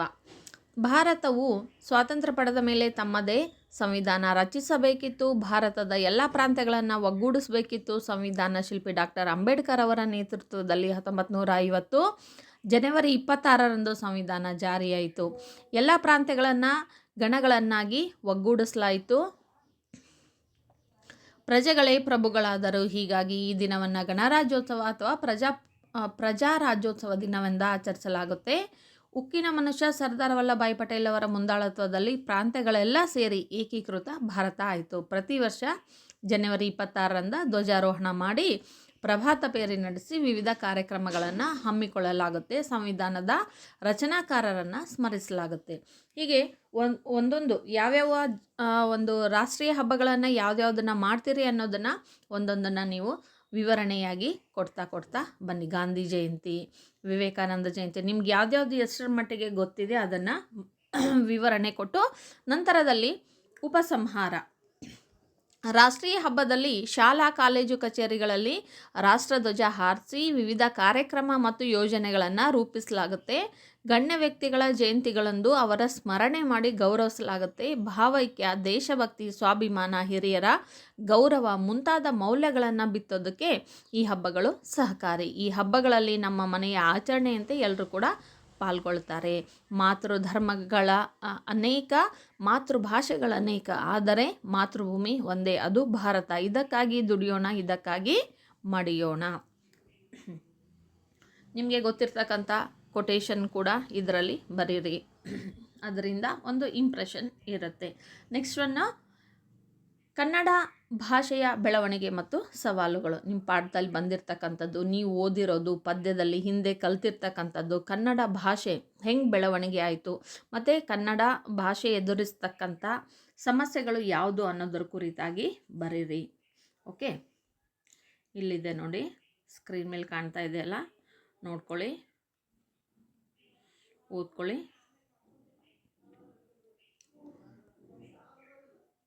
ಪ್ರಸ್ತಾವನೆ ಬರೀಬೇಕು, ವಿಷಯ ವಿವರಣೆ, ನಂತರದಲ್ಲಿ ಉಪಸಂಹಾರ. ಓಕೆ, ಅರ್ಥ ಆಯ್ತಲ್ಲ ವಿದ್ಯಾರ್ಥಿಗಳೇ? ಚೆನ್ನಾಗಿ ಪ್ರಾಕ್ಟೀಸ್ ಮಾಡಿ, ಚೆನ್ನಾಗಿ ಓದ್ಕೊಳ್ಳಿ. ವಿಡಿಯೋವನ್ನು ಒಂದು ಸಾರಿ ಬಿಟ್ಟು 2 ಸಾರಿ ಕೇಳ್ಕೊಳ್ಳಿ. ನೀವು ಆರಾಮಾಗಿ ಕೇಳೋದ್ರಿಂದಲೂ ಕೂಡ ನಿಮಗೆ ಏನಾಗುತ್ತೆ, ರಿವಿಷನ್ ಕೂಡ ಆಗುತ್ತೆ, ಚೆನ್ನಾಗಿ ಪ್ರಾಕ್ಟೀಸ್ ಕೂಡ ಆಗುತ್ತೆ. All the best for your preparatory exams and annual exams. ಚೆನ್ನಾಗಿ ಬರೀರಿ, ಹೆದರ್ಕೊಳ್ದೇನೆ, ಭಯ ಪಡ್ದೇನೆ, ಧೈರ್ಯವಾಗಿ ಕಾನ್ಫಿಡೆನ್ಸಿಂದ ಬರೀರಿ, ಎಲ್ಲ ಒಳ್ಳೆಯದಾಗುತ್ತೆ. Thank you.